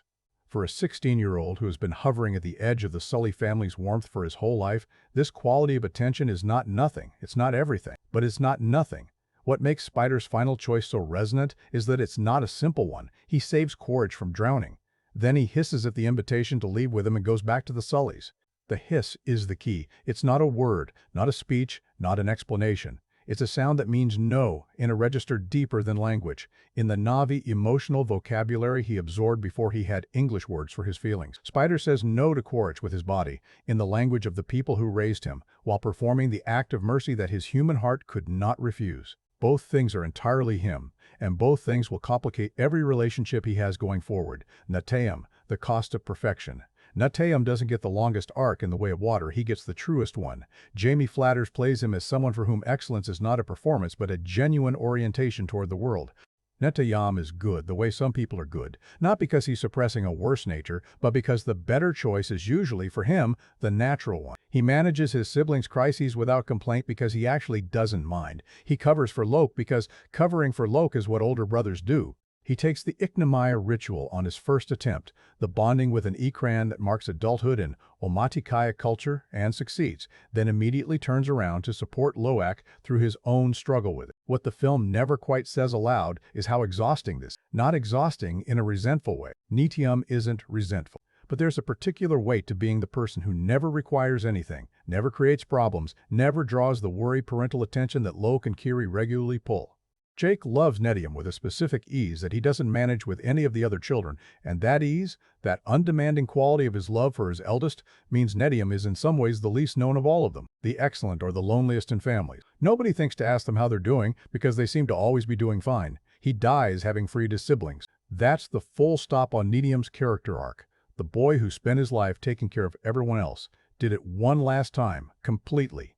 And it cost everything. The film doesn't editorialize this. It doesn't explain it or contextualize it. It just shows Jake checking Neteyam's back and then holding him in the water, and lets the silence do what silence does when language is inadequate. Quaritch, the villain who doesn't know what he is anymore. Stephen Lang's return as Quaritch could have been a lazy sequel move. Bring back the villain, give him more screen time, escalate the threat. Instead, it's the film's most conceptually daring casting choice, and Lang plays it with an intelligence that elevates every scene he's in. Here's what makes recombinant Quaritch genuinely interesting as a character, as opposed to merely effective as a villain. He doesn't know what he is. The soul drive backup gave him Miles Quaritch's memories up to a fixed point. Before his death, before the defeat, before the arrow. He woke up in a 9-foot Na'vi body with the complete experiential history of a human soldier and no memory of how that soldier ended. He's a consciousness that outlived its original host, running in hardware it didn't evolve for, and the film is attentive to what that does to a person. Cameron has consistently compared Quaritch to Darth Vader, not in terms of aesthetic, but in terms of narrative function. The villain who carries the potential for something more complicated, who will be transformed across the arc of the franchise in ways that don't resolve into simple redemption or simple damnation. Stephen Lang, in interviews, has said that Quaritch is a manifestation of James Cameron in some respects, the relentless soldier, the man of overwhelming certainty, someone who mistakes force of will for moral clarity. What the sequels are doing with him is subjecting that certainty to erosion. His Na'vi body doesn't share his human assumptions. His son doesn't share his human allegiances. The world he's been inserted back into keeps not cooperating with the worldview his memories encoded. The scene where he finds and crushes the skull of his human remains, suggested by Lang himself, which says something about how deeply he understands this character, is the film's most compressed psychological image. He isn't disgusted by the old body. He isn't afraid of it. He resolves it. There's the thing I was, he tells himself, and now there's the thing I am. And the first thing doesn't get to survive alongside the second. It's the logic of someone who has no capacity for ambiguity, who must choose, always, what to be, and then be it completely. The tragedy is that the choice is harder than he knows. He chose human Quaritch. But the Nabi body is already asking questions his human memories can't answer. Payakan, a character with no dialogue and everything to say. Here's the extraordinary thing about Payakan: he never speaks. He communicates through the neural bond connection when Lok cues with him, sharing memory rather than language. But in every scene he appears in that doesn't involve the bond, just the tulkun and the water and whatever is happening around him. He is as legible and specific as any character in the film, more than most. The New York Times, in a production piece about Payakan's design, noted that Cameron and creature designer Konstantin Sakaris were obsessed with the biomechanics of his movement, that every gesture, every surface break, every approach to another creature was the result of deliberate behavioral modeling. The result is a tulkun that reads not as a visual effect, but as a being with a specific and consistent interior life. You know when Payakan is curious, you know when he's afraid, you know by the third act when he's made a decision. The specific quality of his approach to the sea dragon has a different weight from his arrival at Loak in the deep water. That first meeting was tentative. This is purposeful. The moral complexity of Payakan's situation is worth sitting with. The tulkun vow of absolute pacifism isn't arbitrary. It came from centuries of violent warfare among the tulkun themselves, from a collective recognition that their intelligence and power made them capable of enormous destruction, and that the only way to choose differently was to choose absolutely. The vow is sacred because it represents what the tulkun decided to be, which is something different from what they were. Payakan broke it, not for selfish reasons, for grief, for justice, for his mother. But the vow doesn't have an exception clause for grief or justice, because exceptions are where vows dissolve. The fact that the film asks you to sympathize entirely with Payakan while simultaneously acknowledging that his community's judgment of him followed its own coherent logic, that he did violate the tulkun way, and that the vow exists for reasons that outlast any single act of grief, is sophisticated moral writing dressed up in creature design. Lok and Payakan aren't just outcasts. They're both living with the consequences of situations where the right thing and the prescribed thing diverged, and where choosing the right thing still left damage. Their bond is the film's most complete emotional relationship, which is a remarkable thing to say about a boy and a whale. But it works because Cameron earns it, builds it through physical proximity, through shared memory, through the specific logic of creatures that recognize each other across all the distances of their difference. When Payakan comes to the ship, he comes for Loak. Not for the victory, not for the revenge, though that's in there too. He comes because Lok went into the dark for him, and Payakan's sense of reciprocity runs as deep as the ocean he was born in. That's not nothing. That might be the whole film, in miniature. The ensemble as a system. What ties all of these characters together? What makes The Way of Water function as a family drama, rather than a collection of interesting people sharing a backdrop, is that each of them is incomplete in a way that only the others can address. Jake needs Lok to show him what he was before command calcified him. Neteyam needs Jake to understand that her grief is not a problem to be managed. Lok needs Kiri to exist, because watching his sister navigate her strangeness with quiet courage gives him evidence that being different isn't automatically a disadvantage. It just requires patience. Kiri needs the ocean in a way nobody else in her family can fully give her, but she needs her siblings to be worth returning from the ocean to. Neteyam needed all of them to have a center of gravity to organize around, and his absence leaves a structural wound that the family will be carrying into every future film. Spider needs to be named, to be called something that includes him rather than excludes him. And Jake's inability to do that is the slow accumulation of damage that makes the ending's complexity possible. And Korich needs Spider for reasons he hasn't fully admitted to himself yet. The Soul Drive gave him everything Miles Korich remembered. It didn't give him the things Miles Korich hadn't gotten around to experiencing yet. A relationship with a son is one of those things, and the franchise will, one way or another, make him pay the cost of finding out whether he's capable of it. These aren't just characters. They're a machine for generating meaning, assembled from grief and pride and loneliness and love, running in an alien ocean, producing something that, at its best, feels achingly real. There's a scene in the Metkayina training sequences where Cyrea descends effortlessly into a shaft of underwater light, her body moving with the boneless, pressureless ease of something born to this medium, and the camera follows her down at the exact speed of her descent. No cut, no repositioning, just a continuous drop into deeper blue, the surface becoming a distant memory above, the bioluminescence beginning to pulse faintly below. It lasts maybe 12 seconds. Those 12 seconds represent, conservatively, thousands of hours of work across multiple disciplines that didn't exist before this film was made. That's not hyperbole. It's the fundamental condition of watching The Way of Water. Virtually everything you see on screen required either the invention of new tools or the radical reinvention of existing ones. not as a creative indulgence, but as a logical necessity. Cameron had a vision that the available technology simply could not execute, so he and his collaborators spent years building the technology first, then made the film inside it. Understanding what that cost and what it produced is the only way to fully appreciate what you're looking at. The problem nobody had solved: motion capture. The performance technology that translates an actor's physical movements into a digital character had been a cornerstone of visual effects since at least Andy Serkis's work in The Lord of the Rings. The original Avatar pushed it to new limits on dry stages, creating Na'vi characters of unprecedented emotional nuance by capturing every micro-expression, every muscle movement, every blink. The system was revolutionary. It was also, by the standards of what The Way of Water required, completely inadequate. The problem was physics. Motion capture works by tracking sensor points on an actor's body using a surrounding array of cameras. Those cameras need to read the sensors clearly and continuously. Water, real water, the kind that moves and refracts and scatters light in patterns that shift with every frame, is catastrophically hostile to that process. It obscures sensors. It reflects tracking light in every direction simultaneously. It creates bubbles which block camera sightline. It changes the density of the medium the body is moving through, which means the actors move differently, which means any dry stage approximation of swimming behavior reads as false the moment you put it next to genuine aquatic movement. Cameron knew this. He knew it from the beginning. He's a deep-sea explorer by avocation, someone who has reached the bottom of the Mariana Trench in a submersible, who has spent more time underwater than most marine biologists. He knew that CGI water looked like CGI water, that even the best digital simulation of how bodies behave in the ocean couldn't replicate the specific quality of authentic physical interaction with water. And he decided that he would not accept the approximation. So the approximation got rebuilt from scratch.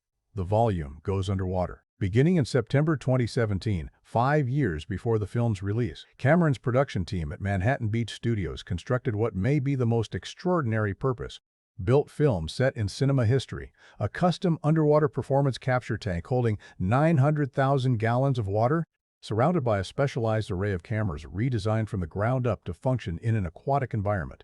The engineering challenges were formidable.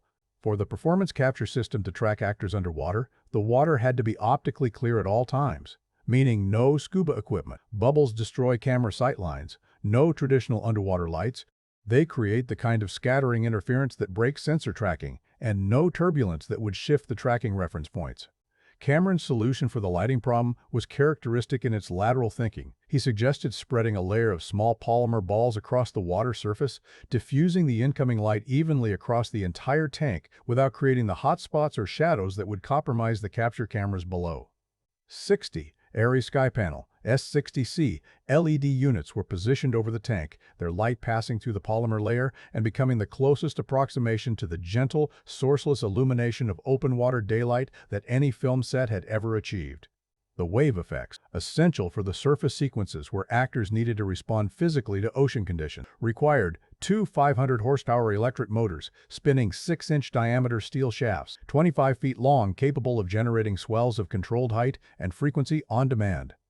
The production team could dial in specific sea states, the gentle displacement of a calm reef, the churn of a vessel wake, the deep surge of open ocean. Actors responded to real waves. Cameras captured real physical reactions. The ocean behaviors you see in The Way of Water, the way a body gets lifted and turned by a passing swell, the specific physics of a Na'vi breaking the surface after a deep dive, are genuine. They happened to real people in real water. The cast themselves became part of the technical apparatus. Kirk Crack, founder of Performance Freediving International, trained every actor in the company to freedive, not to hold their breath for a few seconds, to manage their oxygen consumption through controlled breathing and heart rate regulation, to relax into the water's pressure rather than resist it, to extend their working time underwater from the 10 or 15 seconds an untrained adult can manage to multiple minutes. Sigourney Weaver reached 4 minutes. Zoe Saldana reached 3. Kate Winslet held her breath for 7 minutes and 14 seconds, surpassing Tom Cruise's previous on-set record of 6 minutes. During a training session, Guinness World Records certified it as the longest breath hold ever recorded for any actor in any film production. Why does this matter beyond the headline? Because every second of extended breath hold capability translated directly into the film's visual authenticity. When Loke tumbles through deep water in the training sequences, Britton Dalton's body is responding to actual buoyancy, actual resistance, actual pressure gradients. When Kiri floats in a trance-like stillness in the reef shallows, Sigourney Weaver's physical stillness is the specific stillness of controlled freediving. The heart rate deliberately slowed, the muscles genuinely relaxed, the oxygen expenditure minimized. You can't fake that stillness with wire rigs and dry stage approximation. It reads differently, it feels differently. And Cameron was right that audiences feel the difference even if they can't articulate it. The water that Wana built, of the film's approximately 3,200 visual effects shots, WanaFX was responsible for the vast majority, and of those, nearly 2,200 involved water in some form. That number deserves a moment of consideration. Not 2,200 shots set near water.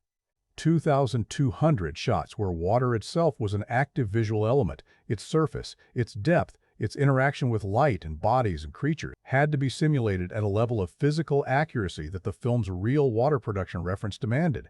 The problem with digital water had always been the same. It looks almost right, and almost right, at the scale of a cinema screen viewed by human eyes trained on a lifetime of real ocean, registers immediately and unconsciously as wrong. The light behavior at the surface, the specific pattern of caustics, the way direct sunlight fractures into shifting lattices on the seafloor, had been approximated in VFX before, but never at this level of fidelity, never integrated with real-time actor interaction, never sustained across sequences running minutes rather than seconds. Built an entirely new water simulation toolset to address this. The system, which took years of development and earned a Visual Effects Society Award for Technology Development, used what the team described as a global simulation framework, an approach that calculated water behavior not just locally around a character or interaction point, but holistically across the entire volume of a simulated ocean section. The result was water that behaved consistently with itself at every depth and distance, that responded to bodies moving through it the way real water responds, that carried light in patterns replicating the physics of actual photons interacting with actual saline fluid.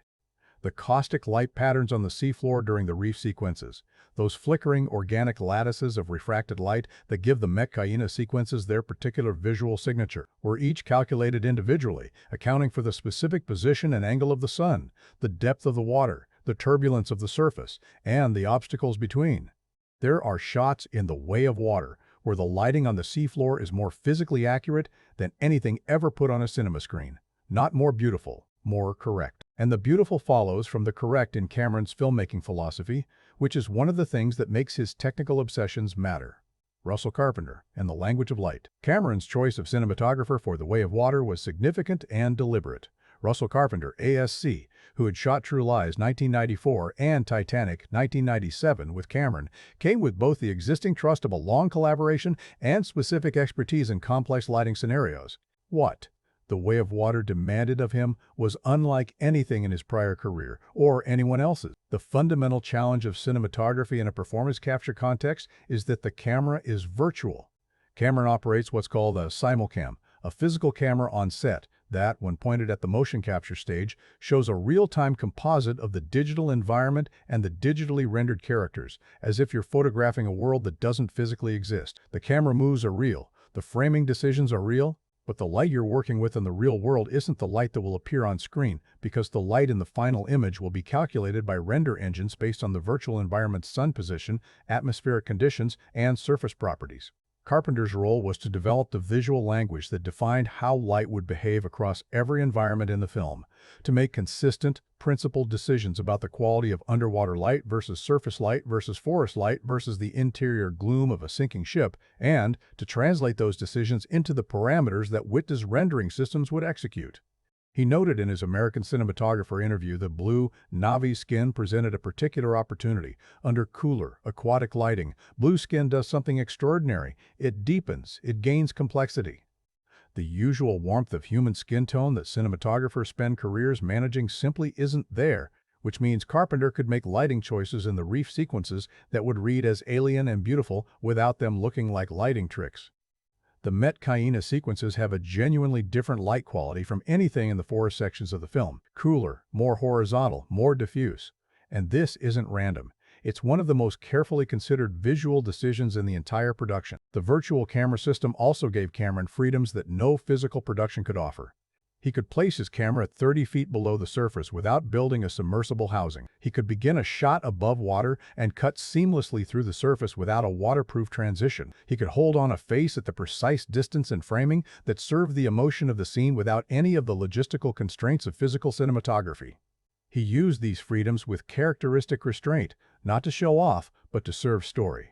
The continuous shots in the water training sequences, the long descents without cuts, the moments where the camera seems to breathe with the water rather than fight it, are all deliberate choices about what this particular world requires from its observer.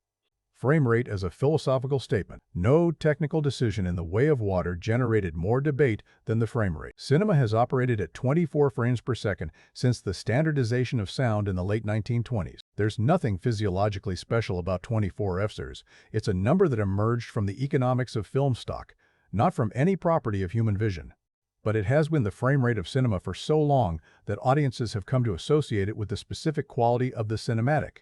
The slight blur on fast motion, the particular weight and persistence of each frame, the look that says, "This is a movie." Higher frame rates, 480 FPS, which is what The Way of Water uses for its HFR sequences, eliminate most of that motion blur.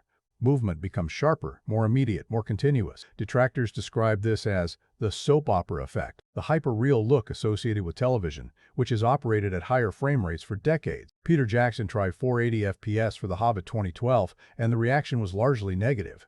The argument against HFR, put simply, is that it makes everything look too real to feel like cinema. Cameron's response to this argument is characteristically precise. He didn't use 480 FPS for the whole film. He used it selectively, specifically for the underwater sequences and the major action sequences where the visual complexity is highest. The logic is counterintuitive but compelling. In highly complex visual environments, motion blur doesn't create cinematic atmosphere. It creates visual noise. When you have a full frame of intricate bioluminescent life, hundreds of creature designs, complex light behavior, and multiple characters in simultaneous motion, adding motion blur on top of all of that doesn't make it feel dreamlike. It makes it feel muddy. At 480 FPS, the underwater sequences become legible. You can read what's happening. You can follow specific creatures through complex environments. You can track 3 simultaneous character actions without losing the thread. The clarity serves comprehension, and comprehension serves emotional connection. Cameron's insight was that HFR isn't inherently a good or bad aesthetic choice. It's context-dependent, and the specific context of deep underwater CGI environments happens to be one where clarity serves the audience rather than alienating it. The transitions between 24 FPS and 48 FPS within the same film created technical challenges the theaters weren't designed for. Cameron acknowledged in interviews that most projection systems can't execute a true variable frame rate within a single screening. They run the entire film at a constant rate, with the HFR sequences played back from a version interpolated to 24 FZ. The full experience requires specific HFR-capable theaters. But even in standard projection, the sequences shot at 48 FPS carry the specific quality of having been designed for higher frame rates. The compositions breathe differently, the camera moves are conceived with a precision that standard cinema speeds slightly soft pedal. Simon Franglen and the Sound of Belonging James Horner score for the original Avatar, built around an invented choral language, layered electronic textures, and a soaring main theme that remains one of the most recognizable in contemporary cinema, was always going to cast a long shadow over whatever music followed. Horner died in 2015 in a plane crash. He would have scored The Way of Water had he lived.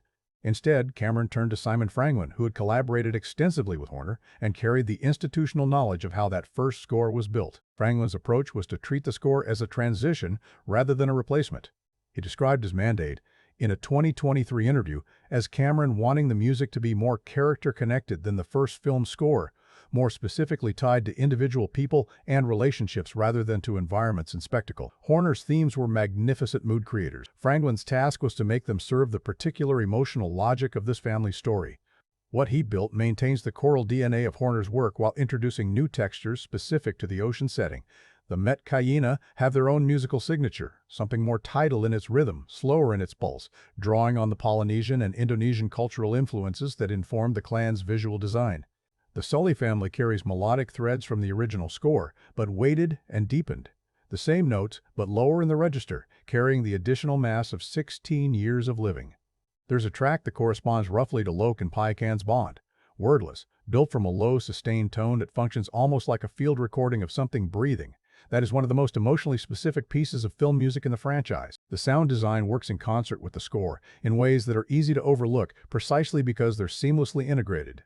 The tulkun's vocalizations, the deep, resonant calls that function as both communication and spiritual expression, were designed to work with the score's bass frequencies, occupying and vacating the same sonic space in a kind of call and response that reinforces the spiritual kinship between the Metkayina and their tulkun siblings.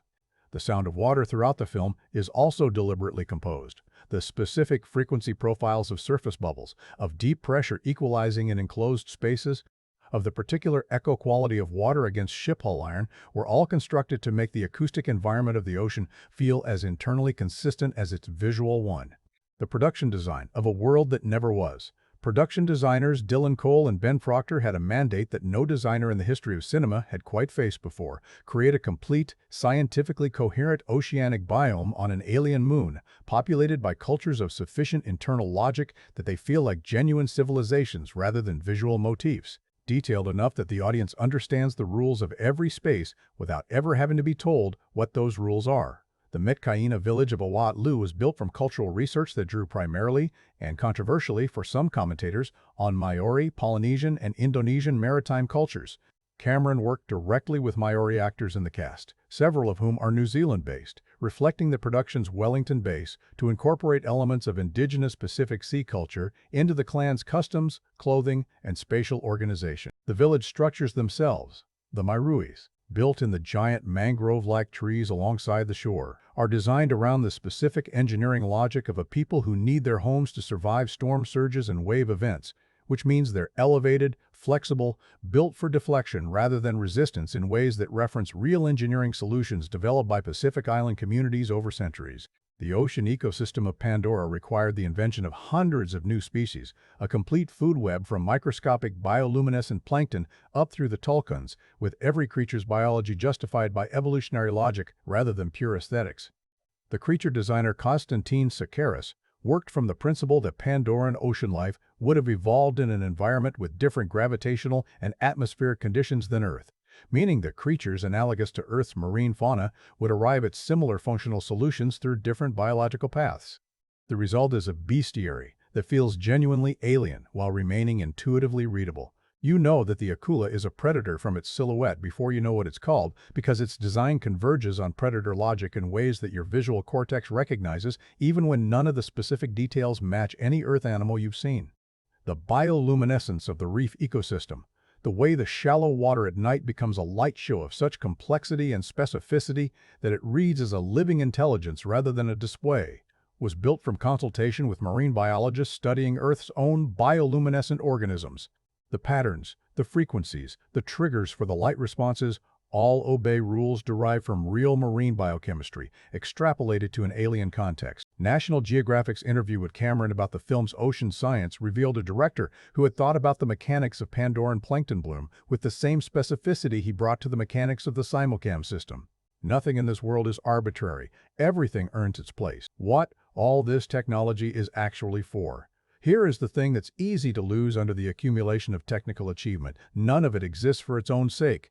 The 900,000-gallon tank was built so that Britton Dalton's body would move through the water with authentic buoyancy when Loke sinks toward Pyakon in a scene that the audience needs to believe in their bones. The HFR was deployed so that when a tulkun the size of a building breaches the ocean surface and the Metkayina children scatter on their seamounts, you can read every face and every creature and every trajectory simultaneously. The water simulation tools were invented so that when Kiri reaches her hands into a reef pool and the bioluminescence responds to her touch, the light on her fingers looks like the light of Eywa rather than the light of a render farm. The technology exists in service of feeling. Cameron has been making this argument his entire career. That spectacle is never the destination, only the vehicle, and the way of water is its fullest expression. There are shots in this film of such sustained, improbable beauty that they require new language to describe.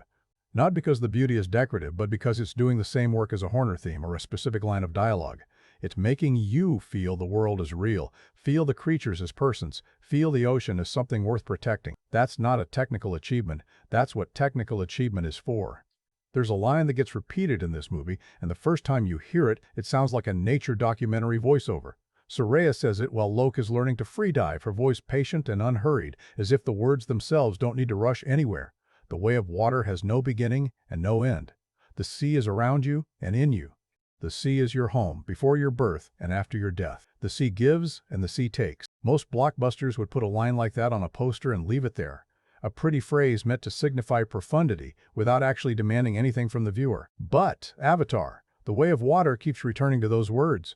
It builds a whole film around them. And by the time the credits roll, if you've been paying attention, you realize that what sounds like a Metkayina proverb is actually the organizational logic of everything Cameron is trying to say across 3 hours and 12 minutes. This is a movie with a lot going on thematically, not in an overwhelming way. Cameron isn't trying to write a dissertation here, but the ideas in this film layer on top of each other like depth in water. Family is the surface. Colonialism and environmentalism are the middle reaches, and the film's deepest philosophical current. The idea of water itself as a spiritual metaphor for adaptation, grief, and the continuity of life is down in the dark, where pressure changes your body and everything moves differently. Let's go layer by layer. The family theme, love as the refusal to stop hurting. The film's most immediate and intimate theme is about what happens when a family gets shaken hard enough that it cracks, and what holds it together anyway. Cameron has said in interviews that this movie is about fatherhood, and that's true, but it's not a celebration of fatherhood. It's an examination of its failures and distortions and misdirected devotion. Jake Sully loves his children, and that love is absolutely genuine. But loving someone and actually seeing them are different skills, and Jake is extraordinarily good at one and only passably competent at the other. The film makes this specific. Jake doesn't just have generic trouble connecting, he has a particular blind spot, and that blind spot is shaped exactly like Locke. His second son is impulsive, creative, emotionally perceptive, and perpetually in trouble, and Jake responds to all of those qualities by reading them as character defects rather than character. In one scene early in the film, Locke comes home from yet another confrontation with the Metkayina kids who've been bullying him, and Jake's response is to tell him not to rise to provocation, which is technically correct, tactical advice, and completely wrong as parenting.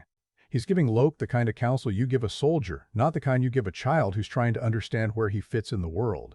Neteyam, meanwhile, gets praised for his restraint, his discipline, his everything, and Neteyam quietly absorbs the pressure of that praise until it becomes invisible armor he can never take off. What makes this interesting is that Cameron doesn't frame Jake as a villain, or even a bad father in the conventional sense. Jake is doing his best. His best is just limited by the lens through which he sees the world, which is still fundamentally the lens of a combat veteran and military commander. He thinks in terms of security and risk management and strategic withdrawal. When the RDA returns to Pandora and starts hunting his family, Jake's immediate instinct is sound: extract, relocate, minimize exposure. The fact that uprooting Neytiri from the only land she's ever called home is an act of violence, just a quieter and more intimate kind, doesn't factor into his threat assessment because it's not the kind of violence he knows how to quantify. Neytiri's grief about leaving the forest is the film's most underused narrative thread, and that's deliberate. Cameron buries it beneath the logistics of survival and the momentum of plot so that we feel its absence the same way Neytiri does, as a loss that isn't given room to be expressed because there are more urgent things happening. She doesn't want to leave. She says this clearly. And then she leaves anyway because her family is leaving, because the Sullys stick together is not just a family motto, but a gravitational force that overrides individual resistance. But the cost doesn't disappear just because she stopped arguing about it. It compounds. It accumulates. It finds its outlet in the scene where she holds a knife to Spider's throat. And what reads as tactical ruthlessness is also, if you look at it differently, 14 years of unexpressed grief exploding in the only language that gets results. Neteyam's death is where the family theme concentrates into something almost unbearably tight. The film spends considerable time establishing him as the Sully child who already has everything figured out. The natural athlete, the responsible eldest, the one who fulfills Jake's expectations so completely that Jake never thinks to check whether Neteyam actually wants that role. And then Cameron kills him, without warning, without ceremony. Neteyam gets shot in the chaos of the ship's flooding corridors, and by the time Locke pulls him to the surface, he's already gone. The scene of Jake holding his eldest son's body in the shallows, Neytiri's wail cutting across the water, it's the emotional collapse that the entire first 2 acts have been building toward without you knowing it. Because Jake's particular failure as a father was never being able to tell Neteyam that his compliance wasn't the reason he was loved, and now he never can. Cameron has said publicly that he wanted Neteyam's death to matter, not just as a plot beat that motivates characters into the third act, but as a loss that the franchise carries forward. The third film, Fire and Ash, reportedly deals with the aftermath of that grief in detail, with each family member processing it differently. But even within The Way of Water, you can see the wound beginning to form. Loke becomes the eldest son without ever being prepared for it. Kiri carries a specific quiet that grows heavier. Jake and Neteyam, already struggling to speak the same emotional language, now have a silence between them that has the shape of a name neither of them can say without breaking. The outsider theme, being in between, is its own kind of wisdom. The film's second major thematic layer is about what it means to belong nowhere fully, and whether that displacement, as painful as it is, might also be a form of freedom, or at least a form of particular perception. This theme runs through Loke, Spider, Kiri, and Payakan, and it connects all four of them in a way that feels less like a narrative coincidence and more like a deliberate structural argument. Loke's outsider status is literally written into his body. His four-fingered hands, a biological inheritance from Jake's human genetics, make him visibly different from full-blooded Na'vi in a world where physical difference carries social meaning. The Omaticaya kids notice. Ionung and his crew notice immediately when the Sullys arrive at the Metkayina reef village.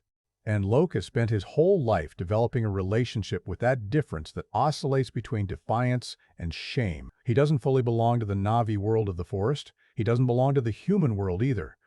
He exists in the hyphen between those two identities, and what the film argues, through the shape of his arc rather than through any explicit dialogue, is that the hyphen is actually the most generative place to stand, because it's precisely Loke's liminal status that allows him to recognize Payakan. The other Metkayina kids are taught to avoid the outcast tulkun, and they do, because they've been given a story about him. He broke the tulkun way. He's dangerous. He doesn't belong. And stories are powerful enough to make people stop seeing the actual creature in front of them. Loke doesn't have that story yet. He comes to Payakan without the social scaffolding that would make the tulkun unreadable, and so he reads him correctly. He sees another being who's been assigned a fixed meaning by other people's fear, and he simply refuses to accept that meaning as final. Spider's outsider status is more literal and more politically loaded. He's a human child raised among the Na'vi, unable to join them fully because his biology won't allow it. He can't breathe Pandora's air without a mask, can't neurologically bond with the Force the way they can. He wears minimal clothing, has adapted physically in the ways he can, speaks Na'vi, moves like Na'vi, thinks like Na'vi, and is still ultimately a guest in a world he considers his home. The film doesn't fully resolve Spider's identity crisis, and it shouldn't. This isn't that kind of story. What it does is use Spider's position to ask a question that never quite gets an answer. What makes someone a member of a people? Genetics? Choice? Lived experience? The fact that you'd sacrifice for them? Spider's decision to save Quaritch from drowning at the film's end, and then to immediately reject Quaritch's implicit offer of a relationship built on that rescue, is the most sophisticated character moment in the film. He saves his biological father because the alternative is letting a person drown, and Spider has been raised by people who believe that life has intrinsic value. Then he hisses at Quaritch, a Na'vi emotional expression, and returns to Jake's side. Not because Jake has been a perfect adoptive father, he hasn't, but because home isn't where your DNA is. It's where your values live. The environmental theme, when a planet refuses to be a resource. The third thematic layer is the one Cameron is most openly didactic about, and it's the one that gets the most criticism for its lack of subtlety. The tulkun hunt is not a delicate metaphor. Cameron is not asking you to work hard to decode it. The Amrita extraction, drilling into a tulkun skull to harvest a brain fluid that stops human aging, with RDA hunters cheering as a whale-sized creature bleeds out in the ocean, is designed to be viscerally horrifying, and it is. But here's the thing, the lack of subtlety is the point.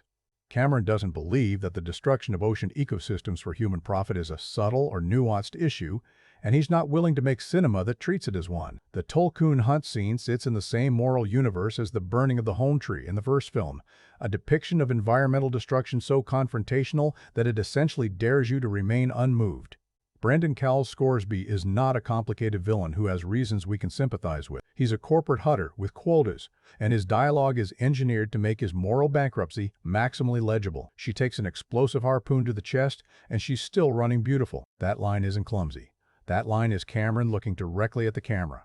The real-world parallel is not whale oil, but is close enough to it. Industrial whaling devastated whale populations through the 19th and 20th centuries for products, oil, baleen, ambergris, that humans found useful enough to justify killing some of the most intelligent creatures on Earth in enormous numbers.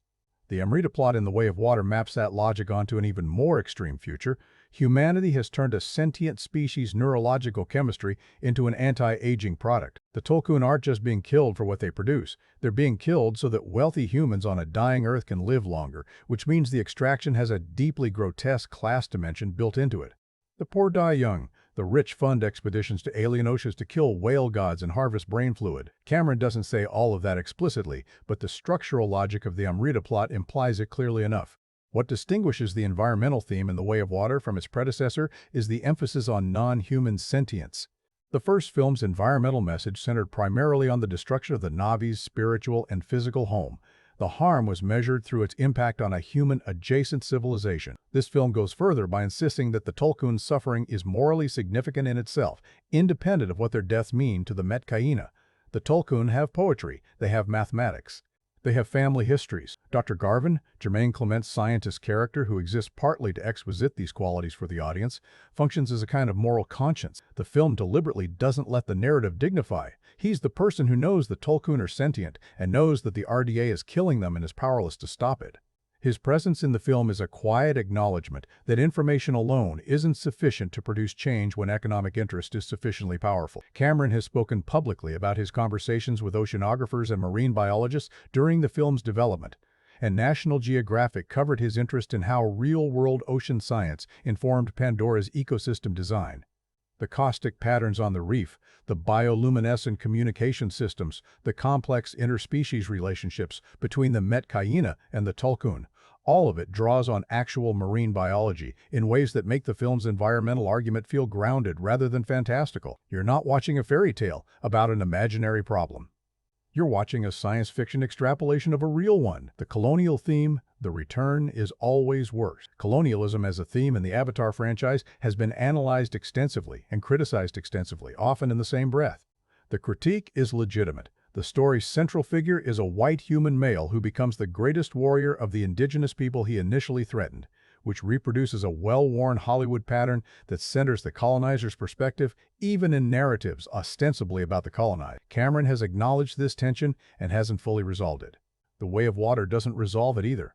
But what the sequel does, and does more effectively than the first film, is shift the emphasis from the initial colonial encounter to the logic of its perpetuation. The RDA has returned to Pandora not primarily to extract unobtainium, but to colonize permanently, because Earth is dying and humanity needs somewhere to go.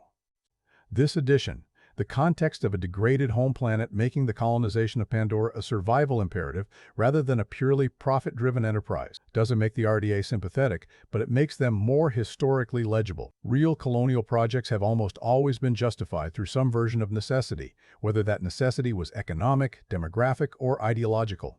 The Sky People believe they need Pandora. That belief doesn't make what they're doing less destructive. It makes it more recognizable. Quaritch's recombinant Na'vi body adds another colonial layer that the film handles with more subtlety than you'd expect. He now physically inhabits the form of the people he's trying to destroy. Blue skin, long tail, the ability to neurologically bond with Pandora's creatures, the soul drive that preserved his consciousness and transplanted it into an avatar body is presented as a technological achievement, but it's also an extraordinary act of cultural appropriation taken to a literal extreme.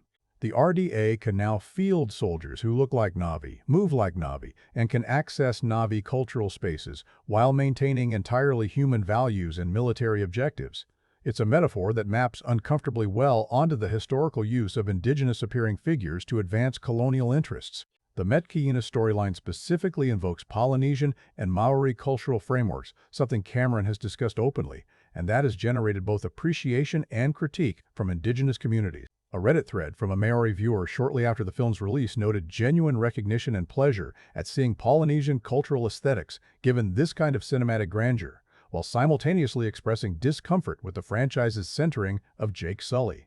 That tension between the film's genuine respect for indigenous ecological knowledge and its structural reliance on a colonizer-turned-savior protagonist is one that Cameron hasn't resolved and probably can't, given how deep Jake's centrality runs in the franchise's DNA. What the film does manage is a more distributed heroism than its predecessor. The climax of The Way of Water is not won by Jake Sully alone. It's won by Lok and Payakan, by Kiri's connection to Eywa, by Neytiri's ruthlessness, by Spider's choice, by the Metkayina warriors who show up not because Jake asked them to, but because they've decided this fight belongs to them. That's a meaningful shift in where the film locates courage, even if the overall architecture of the franchise continues to center a character who is, by definition, an outsider granted access to an insider's role. The spiritual theme, water as the grammar of existence. The film's deepest thematic layer is the one that gets the least analytical attention, probably because it operates through image and sound and sensation rather than through plot logic. But it's also, in some ways, the most ambitious thing Cameron is attempting with this film. The way of water philosophy that Soraya teaches isn't just world-building flavor. It's a coherent spiritual system that has deep resonances with Taoist concepts of the Tao, the principle that underlies and connects all things, that is characterized by paradox and flow rather than fixed meaning, that cannot be fully defined but only experienced. The Tao Te Ching describes the Tao through water specifically. It gives to everything without taking. It occupies the lowest places. It wears away stone, not through force, but through persistence. When Soraya says, the way of water has no beginning and no end, she's making a Taoist claim that the organizing principle of the Metkayina cosmology is not linear, not hierarchical, not centered on a fixed point, but continuous, relational, and prior to any individual existence. This also connects to Maori concepts of Wakapapa, genealogy understood not as a personal family tree, but as a cosmic kinship system in which water itself has ancestry, in which the ocean is a relative rather than a resource, in which the deaths of whales register as family losses rather than environmental incidents. The cultural consultants Cameron worked with while developing the Metkayina brought these frameworks into the design of the reef, Na'vi, in ways that go beyond surface aesthetics. The tulkun's role as spiritual siblings to individual Metkayina clan members, paired with a specific bonding ceremony, is a narrative translation of a worldview in which interspecies kinship is not metaphorical but literal and sacred. The film's camera language operationalizes this spiritual argument. When the Sully children are learning to free dive, Cameron shoots the underwater sequences from directly below, looking up at the light-saturated surface so that we see the ocean not as a foreign environment being entered from above, but as a world that extends infinitely in all directions, of which the surface is just one permeable boundary. The bioluminescent moment, Kiri touching the spirit tree, Payakan's markings illuminating in the dark water, the cascade of light during the film's climax, consistently frame Pandora's ocean as a nervous system rather than a backdrop. These creatures, this water, this light, it all communicates. It's all in dialogue. Humans are the ones not listening. The Amrita, by this logic, is not just an anti-aging drug. It's the neurochemical substrate of the tulkun's consciousness, the literal fluid in which their intelligence and spiritual capacity are dissolved. When Scoresby's ship drills into a tulkun skull and extracts Amrita, it is, within the film's cosmological framework, an act of soul mining. The RDA is harvesting consciousness itself and selling it to rich humans who want to live forever. Cameron doesn't make this explicit, but the film's spiritual architecture makes it the only coherent reading. What The Way of Water ultimately offers, both as a philosophy within the film and as a principle of how the film is constructed, is a model for how to survive loss. Water doesn't resist the shape of what contains it. Water goes where it can go. It changes form without ceasing to be water. And the film's central argument about grief, embodied through Jake's stunned grief at Neteyam's death, through Neytiri's incandescent rage at the loss of everything that has been taken from her, through Loke's quiet devastation at the brother who always quietly watched out for him, is that grief, like water, needs to move. It can't be held in place, controlled, or strategized away. It seeps through every container, it wears down every wall, and eventually, like water, it finds its level. The Sully family at the end of this film is not healed. They're not okay. Neteyam is gone, and the absence of him is a permanent geographical feature of this family's interior landscape. But they have a home. The ocean around them doesn't judge their grief or rush them through it. It holds them the way water holds everything, without preference, without end. Where the themes converge, the personal is planetary. What makes Avatar: The Way of Water more thematically coherent than many critics gave it credit for is the way these layers, family, identity, environmentalism, colonialism, spirituality, don't run in parallel so much as they braid together into a single argument. The argument goes something like this. The same extractive logic that destroys ecosystems also destroys family. The same failure to see something as intrinsically valuable, to see it only as a means to your own ends, underlies the corporate harvesting of Amrita and Jake Sully's habit of reading Loke's personality as a tactical liability. Treating a tulkun as a resource and treating a child as an instrument of your own legacy are different in scale, not in kind. Both involve the failure to look at what's in front of you and reckon with its separate, irreducible existence. Cameron is not a subtle filmmaker, and he's not trying to be. But beneath the spectacle and the franchise machinery, The Way of Water is making a case. The same case that indigenous environmental philosophies from Maori to Lakota to countless others have made for centuries, that the universe is a system of relationships, not a collection of resources, that the ocean is not a backdrop, but a relative, that the way you treat the living things around you reveals the quality of your own aliveness, that the sea gives and the sea takes, and what it takes isn't gone, it's just changed form and it's still part of the water, and the water has no beginning and no end. That's a lot to put in a 3-hour action movie about blue aliens. But Cameron has never been particularly interested in making the kind of films you forget on the drive home. Here's a thing that happened in early 2023 that tells you almost everything you need to know about the strange cultural position this movie occupies. Avatar: The Way of Water had just crossed $2 billion at the global box office. It was, by every financial metric that Hollywood uses to define success, a historic achievement, the highest-grossing film of 2022, the third highest of all time behind only its own predecessor in Titanic, another James Cameron film. By the time it finished its theatrical run, it had earned $2.33 billion. And at roughly the same moment all of this was happening, there was a genuinely popular discourse circulating on social media, in comment sections, and on film podcasts to the effect that nobody cared about this movie. That Avatar, as a franchise, had no cultural footprint. That it was a film everyone saw but nobody talked about. Both of these things were simultaneously true, and the fact that they could be simultaneously true says something important. Not just about Avatar, but about the nature of cultural conversation in the internet era and about what we mean when we say a movie matters. What the numbers say and what they don't. The box office case for The Way of Water is essentially unanswerable. In its first 14 days of release, the film grossed $1 billion worldwide. It eventually overtook Top Gun: Maverick, the sentimental crowd favorite of 2022, by a margin of nearly $800 million. It was nominated for 4 Academy Awards: Best Picture, Best Production Design, Best Sound, and Best Visual Effects, winning the last of those, with the VFX trophy going to WIT2FX's Joe Lettery, Richard Bainham, Eric Sandin, and Daniel Barrett. The film also dominated the Visual Effects Society Awards that year, cleaning up 9 prizes across categories that included Outstanding Effects, Simulation, Outstanding Animated Character, and Outstanding Virtual Cinematography. These aren't consolation prizes. Winning VFX at the Oscars and the VES in the same year means the industry's technical community looked at everything else made in 2022 and said, that one, decisively. The re-release in October 2025 in IMAX 3D ahead of Avatar: Fire and Ash generated renewed theatrical interest and introduced the film to audiences who'd missed it the first time around.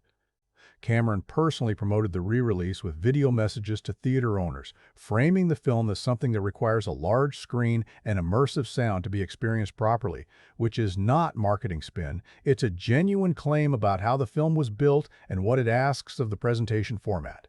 But the cultural footprint critique isn't entirely wrong, and it's worth engaging honestly rather than just dismissing it. The original Avatar in 2009 produced exactly one mainstream cultural artifact that persists: the word unobtainium, which has become a general-purpose term for any impossibly difficult-to-obtain resource, usually used sardonically. It produced no memorable characters who entered popular consciousness the way Jack Sparrow or Tony Stark or even more obscure figures like Thanos did. Nobody dressed as Na'vi for Halloween in large numbers. Nobody referenced Avatar scenes in other movies for comedic effect the way they did with Avengers Moment. The franchise has a dedicated fan community, passionate and knowledgeable, but it has never managed to generate the kind of broad cultural parasocial investment that turns a successful film into a phenomenon. The Way of Water extended this pattern rather than breaking it. By most measures of what internet culture treats as cultural penetration, meme generation, cosplay prevalence, fan theory production, social media sharing, the film underperformed relative to its box office. You can account for some of this by pointing to the film's visual dependency. A movie that exists primarily as a sensory experience in a large format theater is inherently harder to translate into the compressed, shareable formats through which contemporary culture circulates. A specific facial expression, a memorable one-liner, a costume element. Avatar doesn't offer these things. It offers immersion. And immersion is definitionally not portable. But there's a deeper structural reason for the cultural footprint gap, and it has to do with the kind of story The Way of Water is actually telling. This is not a franchise that generates parasocial attachment through character archetype, the lovable rogue, the chosen one, the morally complex villain who steals every scene. It generates attachment through place and experience. People don't love Avatar because they identify with Jake Sully as a character type. They love it because Pandora is the most fully realized fictional world in the history of cinema, and spending time in it feels like visiting somewhere that shouldn't exist, but somehow does. That's a form of cultural engagement that doesn't generate Twitter discourse, but does generate theater ticket purchase, which is why Cameron keeps winning this particular argument despite losing every other one. The critics versus the audience. The critical reception to The Way of Water was what the industry now codes as respectful positive, and 78% rating on Rotten Tomatoes from critics and a significantly higher audience score. The pattern of that split is instructive. Critics who came to the film looking for narrative sophistication of the kind that wins Best Screenplay found the story thin, the dialogue functional rather than sparkling, and the characters archetypal. Critics who came to the film asking what it was actually trying to do, which is to put you in a body of water on an alien planet and make you feel the weight and light and pressure of it, tended to come away genuinely astonished. Roger Ebert's site, in its review, noted that Cameron invites viewers into this fully realized world with so many striking images and phenomenally rendered action scenes that everything else fades away. That phrase, "everything else fades away," is as close to a precise description of the film's experiential ambition as anyone wrote. The film wants to induce a kind of temporary amnesia about the normal rhythms of your life. It wants the hour you spend in the Metkayina reef system to feel, in retrospect, like an afternoon spent somewhere real. It achieves this. Whether that achievement constitutes cinema, in the evaluative sense that serious critics care about, is a separate conversation, but it's not the same as failing. Forbes called it 22's biggest, most ambitious film, and ambitious is exactly the right word. Not ambitious in the way that a Paul Thomas Anderson film is ambitious, reaching for something in human psychology that's never been captured on screen before, but ambitious in the engineering sense, in the same way that building a suspension bridge across a previously uncrossable body of water is ambitious. Cameron identified something that couldn't be done and spent a decade figuring out how to do it. Whether you find the result emotionally satisfying is a function of whether you believe that doing the impossible thing is sufficient justification for the impossible expense and effort it required. The most honest critical complaint about The Way of Water is not that it failed to be the movie it was trying to be, but that the movie it was trying to be has a somewhat narrow definition of success. You can make an argument, and several critics did make it, that a film spending $400 million on production should be asking bigger questions or taking more formal risks. That at this budget level, this level of creative control, this length of development time, the result should be less conventional in its narrative architecture. That Cameron could have made something stranger and more challenging and still have it earn $1 billion because he's James Cameron and people will go see what he makes. That argument is fair. It just isn't quite the argument Cameron is interested in having. What the film moved in its industry. The technical legacy of The Way of Water is, at this point, essentially settled. Within 12 months of the film's release, the underwater performance capture system developed for Pandora's ocean sequences had been documented extensively in trade publications, academic papers on visual effects technology, and VES Awards retrospectives, and had begun influencing how other productions approached the problem of wet environments in digital filmmaking. YFX's water simulation framework, the one they built from scratch to handle the 2,200 water-intensive shots in the film, was recognized with a dedicated VES Technology Achievement Award and has since been incorporated into the broader pipeline infrastructure used across multiple major productions. The caustic lighting algorithms that made Pandora's reef look physically coherent have been adapted for general use in underwater digital environments across the industry. The high frame rate question remains genuinely unresolved in a broader sense. Cameron used 48 FPS selectively for the underwater sequences and high motion action, and the reception in theaters was largely positive in the sense that viewers found those sequences clearer and more physically legible, even if they couldn't always identify why. But HFR still hasn't become a mainstream exhibition standard. The film demonstrated, in the most high-profile possible context, that selective variable frame rate presentation is technically feasible and aesthetically defensible, and that the soap opera effect complaint that has dogged earlier HFR experiments like Peter Jackson's Hobbit films is a problem of application rather than principle.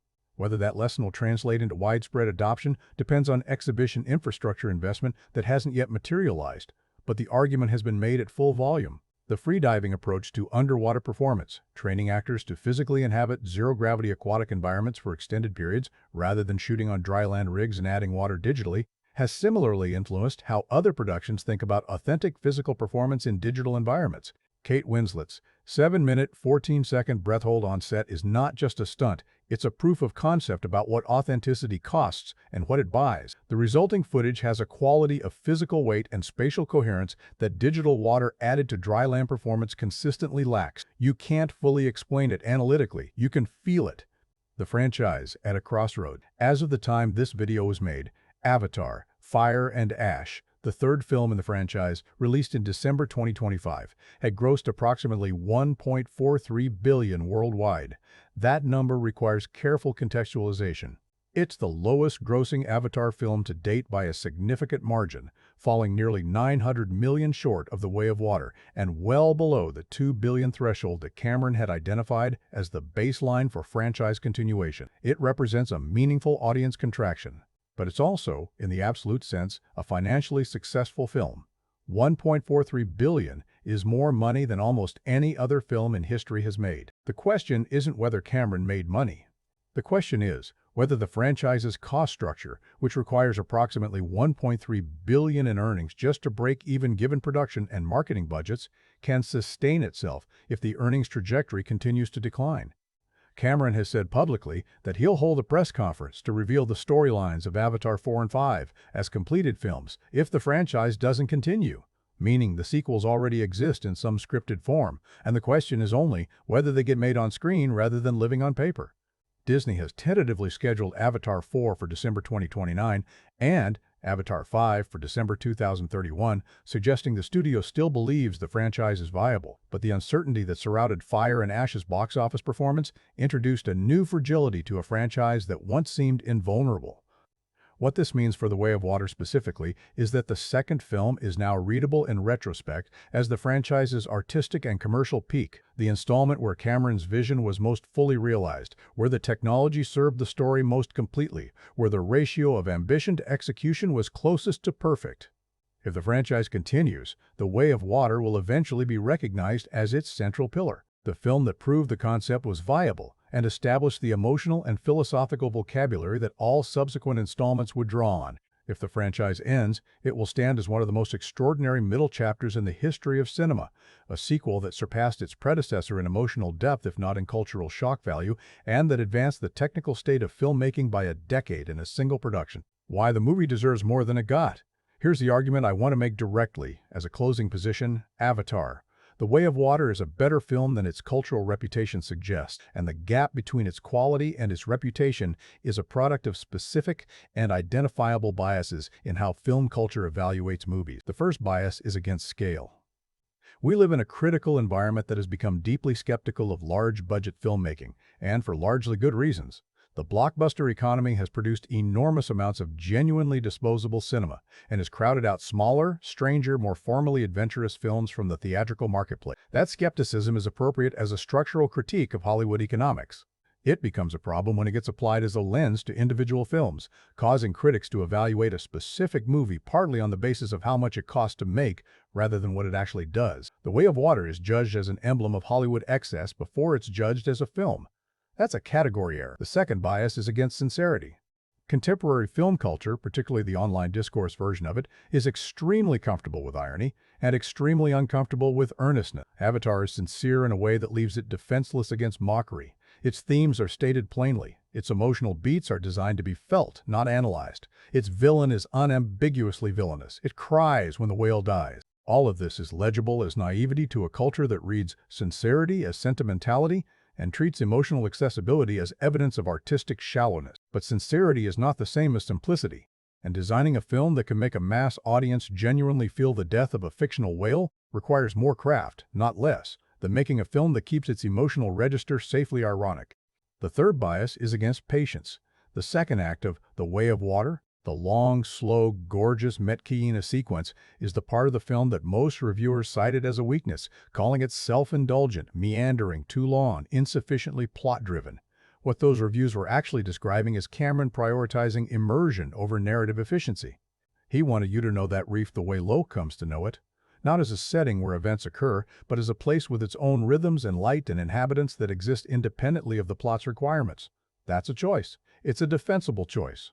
It's a choice that makes the film's climax considerably more powerful, because the environment being fought over has already been rendered dear to you by proximity. Calling it self-indulgence treats narrative efficiency as a universal virtue rather than one option among several. The closing argument. What Avatar, The Way of Water ultimately is, stripped of the discourse and the box office math and the franchise calculations, is a film made by a person who loves the ocean so much that he spent a decade building technology to share that love at scale. Cameron has dived the Titanic wreck 12 times. He's made documentaries about deep-sea creatures.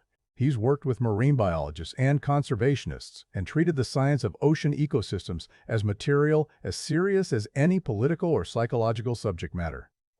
The Way of Water is the fullest expression of that obsession in narrative form, the place where his environmental politics, his love of technical innovation, his deep interest in family dynamics is dramatic material, and his fundamental belief that cinema is primarily a sensory and emotional experience rather than an intellectual one, all converge. Whether that convergence produces something you'd call great cinema in the analytical sense is genuinely debatable. The script has real weaknesses. The dialogue periodically lapses into function. The villain's motivation doesn't expand meaningfully from its origins, and some of the family dynamics that could have been more complex are resolved too neatly. Those are fair criticisms. What isn't fair is the claim that none of it matters. $2 billion worth of tickets were purchased by people who chose, from among all available options, to spend 3 hours and 12 minutes in Pandora's ocean. Those people weren't tricked. They weren't going out of nostalgia or franchise obligation. 13 years is too long for pure loyalty to sustain itself. They went because Cameron's films have a specific quality that almost no other filmmaker working at this scale can match. They make you feel like you were somewhere. Not like you watched something, like you were there and now you're back and the place is still vivid in you the way a real trip is vivid after you've come home. The sea gives and the sea takes. And this film, patient, inevitable, willing to wait as long as it takes, gives you something that the blockbuster machine almost never does, the feeling of genuine immersion in a world that, for 3 hours, is more real than the theater seat you're sitting in. That's not nothing. In fact, it might be everything a movie can do.